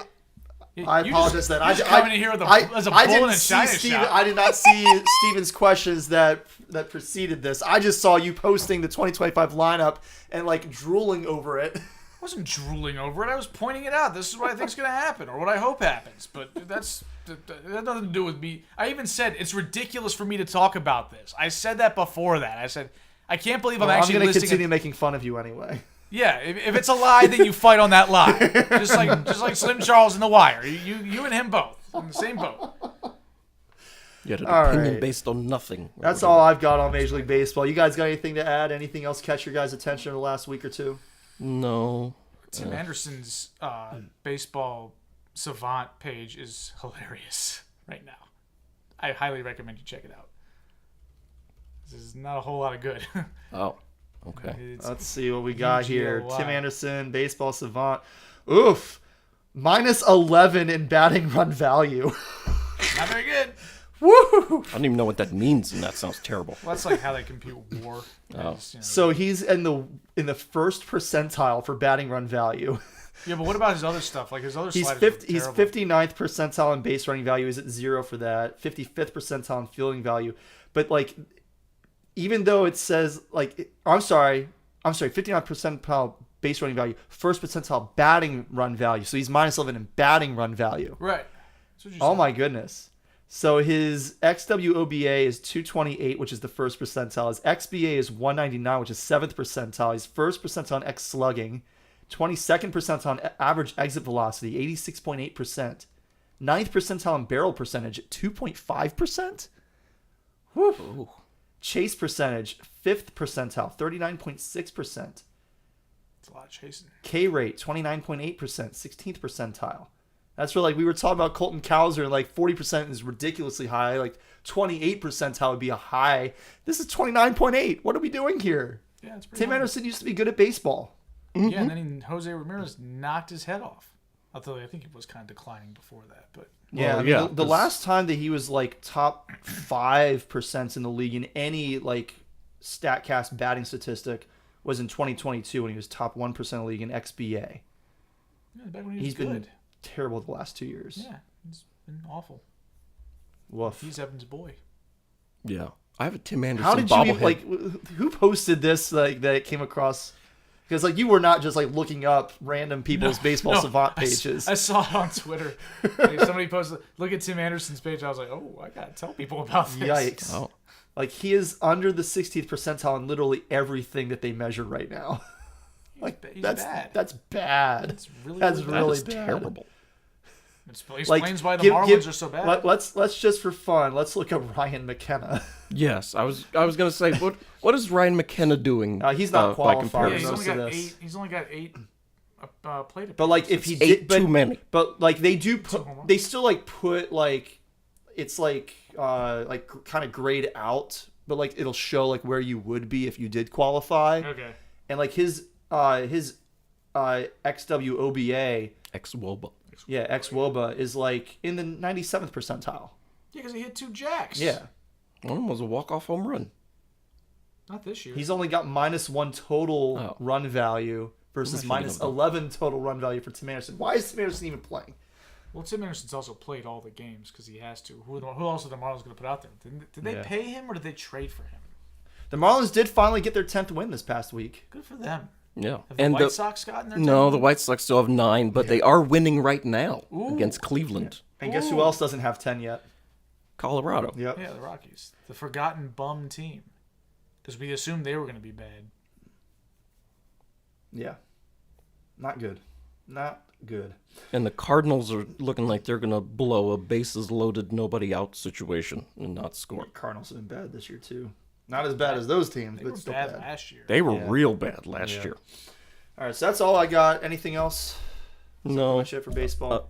yeah. That's it. Shout out Gunnar Henderson hitting a home run last night. Half price pizza at Papa John's the next day when Gunnar hits a home run. Nice. All right. Well, then I think we're good. We're at 2 hours for the show tonight, which is the longest we've had this football off season. But we had a lot to talk about. A lot of good NBA discussion for the first hour of the show, and some good Major League Baseball discussion in the Making second fun of half. some baseball players, yeah. Yeah. Ryan McKenna, come on, man. Like, oh, good Craig grief. Kimbrell, come on, man. Tim Oh my Anderson, God. baby. Man. Killing a bunch of people. Oh man. All right. So if you've made it this far, especially tonight with how long we went, we really appreciate it. Please definitely smash that subscribe button, as Evan asked you to do earlier. Instructed. Yes, instructed earlier. Yes, this is an order we command here. Yes. Eric mentioned earlier, if we are not on your podcaster of choice, be sure to let us know, and we can, we'll look into that. But I mentioned it so you wouldn't have to. yeah, Man. but we're on all the major ones that Eric mentioned earlier, and I'm not going to repeat them now because I don't feel like it. Oh. But you can email us. We didn't mention this earlier. thesportsballers@gmail.com if you have mailbag questions that you'd like to make sure that we discuss on a future show. Topic comes up that you would like to hear our take on. We're always happy to oblige. You can follow us on Twitter at SportsBallers18 as well as individually. I'm at Corey Puffett. Eric is at Quagmire67. Evan is at Evan_Ash13. Before we wrap up episode 280, any shout outs? You already shouted out Gunner. Yes. Is that all you had? I mean, I just thought of that just now. Oh, okay. I'm And didn't hungry. save it for the shout out. Okay, so I'll shout out Tom Brady for being Yeah, the roast. the subject of Oh, yeah. I still a need to look at that. pretty intense roast. If you've watched this is not a Comedy Central roast, but this is a Netflix sponsored roast, so basically the same thing, as led by Roastmaster General Jeff Ross. Yeah. Oh, really? So you know it's going to be Hilarious raunchy and vulgar. funny and Very vulgar. inappropriate. So yeah, not a surprise there, and I was stunned, absolutely stunned, that Tom Brady subjected himself to this type of ridiculousness, given the fact that, one, he's Tom Brady, he's the greatest quarterback of all time, and He's the greatest living American. greatest living American according to Bucci Gross and John Anderson. I think they both. Sounds like they're planning to do some more of these live roasts on Netflix. Yeah, the fact that it was live was cool too. Yeah. And And it actually worked, unlike some other Netflix live events that have gone very wrong. and it's also Tom Brady, who has a lot of stuff to be made fun of for. He's also got To a be lot fair, of free they time kind of now. made fun of him for like the same few things. Yeah, blowing it with a supermodel wife, and then Yeah. the pregnancy thing with Bridget, and Yeah. I'm sure they made fun of him for deflated footballs. Yeah. Did they make fun of him for making out with his son? No, they didn't. They should have made fun of him They for that, should because have. that's the weirdest Yeah. thing he ever did. I got to give a shout out along the same line to Nikki Glazer because Oh, she was elite. I was disappointed because they led with her and then nobody else lived up to her set the rest of the night. Like there were a couple other decent ones the best athlete set was absolutely Julian Edelman. Julian Edelman. he was Like great. he was really good. And like that podcaster, I don't know why the hell he gave the mic to Dana White. to Dana White. That was like the jokes that Dana White was making, like they don't work in general, but they especially don't work when it's Dana White making them. But the podcast himself had a decent set after that. And the dude with the really weird looking hair, he had a pretty decent set. But like by far the best of the night was Nikki Glazer. Like she was excellent. What happened to Jeff Ross's hair? Didn't he have like some curly fro He had looking some thing? weird looking and hair. then He's all of a got- sudden he's bald. He's like been bald for a while. Yeah. But, Cardinals didn't score. Bases loaded, nobody so out. the thing is, like, Nikki Glazer has been on roast before, and she's Yeah. always been great. Yeah. Like that tends to happen though, because they get like a comedian that's not super famous to lead off, but it's a veteran roaster. Like Greg Giraldo used to always lead off a lot of these roasts, and he was, if not the best roaster, one of the best roasters, and he was the one that opened the shows.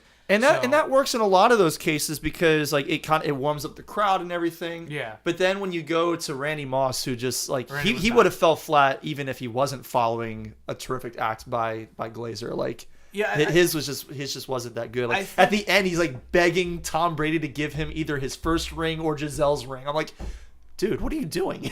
Like, Yeah. you're a Hall of Famer. You have a ring. Like you don't have the ring you doesn't want, have a Super Bowl but you ring. got a Hall of Fame ring. It's a pretty nice ring. He's got a nice jacket too, Like and they updated the rings recently. a really nice bust. I saw it. Yeah.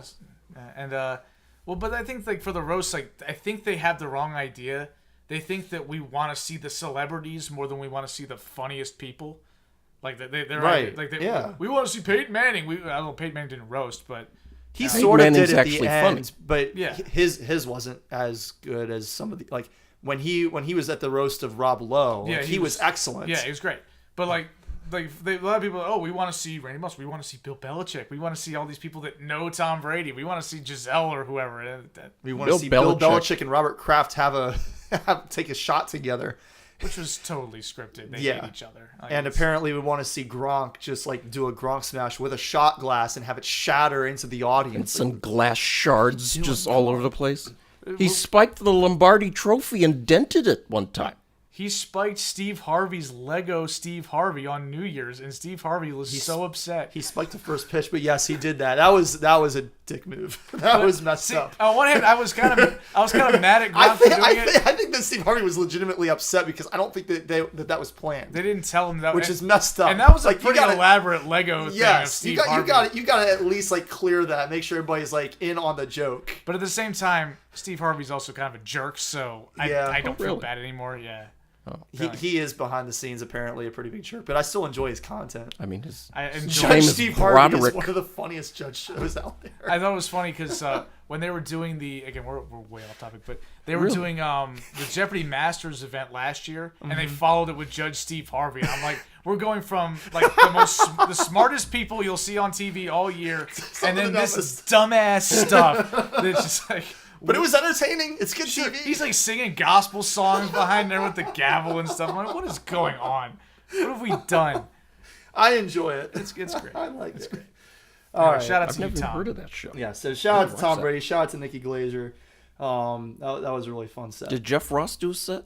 He like came in at the start and like Okay. did a couple things and like he had like a like the O.J. Simpson jersey Was on. he the and did, MC? like, a He was joke the about it. MC, right? No, like well, not really. The host was Kevin Hart. Oh, that's right. Yeah, I forgot about Kevin Hart. Yeah. Easy too because he's so short. And he was decent. And like between every single act, like he threw in like a F you Tom like everywhere. He was a Philly guy. Yeah. Tom got him back at the end. Tom was really good. Tom was solid. Like, I For, thought a guy, I- for I- that guy in that role, he was good. yes, Usually he the last was guy better than I stinks. expected him to Yeah. be. Yes. Yeah, I agree. He's Yeah. better than Trump was. Oh, that's a low bar to clear. But it's also retroactively now looking back, it's like, Donald Trump got roasted. And his roast was actually pretty good, except for Mike the Situation, who was the worst roaster of all. Mike the Situation. Yes. Well, because the Situation, Wow. he insisted on writing his own jokes. He didn't Oh, let no. comedians write it, and yeah. And it was bad? Yeah, The non-comedian wrote the jokes? He got booed. You know who else got booed? Kim? Kim did. Kim was but bad if you too. but if you watch like what's on Netflix now that the live show is over, they edited that out. They edited out the booze. They edited out the booze. That's ridiculous. Yeah. Who's Yeah. Kim? Kim Kardashian. Oh, Yeah, okay. she was there for some reason. And Yeah. somebody made a joke about how they knew she was scared to be there, not because she was worried about being roasted, but because she was worried about leaving the kids alone with their father. Mike the Situations was so bad that it was worse than Ann Coulter's at Rob Lowe's. Oh my God, that one was Coulter. bad too. Ann Coulter had everybody in the room hating her guts. Like, it became the roast of Ann Coulter. Like, we're here to roast Rob Lowe, and there were more jokes being made by people about Ann Coulter. It's where we got the good Pete Davidson gif of him going, good one. He was saying that to a bad Ann Coulter joke. Pete Davidson's roast of her was excellent, as was Peyton Manning's. As we all know, I'm not the only athlete on stage here, because Ann Coulter earlier this week Ran the Kentucky won Derby, the Kentucky yeah. Derby. It's like, damn, that's messed up. But yeah, And the Mike Kentucky Situation- Derby was this week. Mike the Situation was so Shout awkward. out to the winner, who that- I've already forgotten their name Yeah, because I'd they're never not learned in the running for They're not running the Preakness? for anything else. They didn't win it, at least. The Preakness Preakness hasn't hasn't happened Or, yet. or what's the first one then? The Kentucky Kentucky Derby. Derby. Wait, the Derby is the first one? Yes. Yes. Why did I think that something else? I don't I know. thought it was like Preakness, then Derby, then No, then No, Belmont. Derby, Or else Preakness, first. Belmont. They've Oh. only been doing this for like 150 years, so time for you to get with the program. Apparently. What's going on? Anyway, yeah, and so my situation is so bad. The crowd was initially not responding at all. Snoop Dogg took a disgusted rip of his blunts, just sort of blows a big puff of smoke, and then he gets to his last two jokes, and they're just booing him. It was awesome. And I'm it writing was that very down. cringe, All right. but great. Well, we wasted 10 minutes talking about something that is barely sports related, but hopefully was still entertaining for anybody who is stuck through it. But with that, we're going to go ahead and sign off for this week. We'll be back hopefully next week with another episode. Eric will be hosting that one. And until then, take it easy out there. Take care.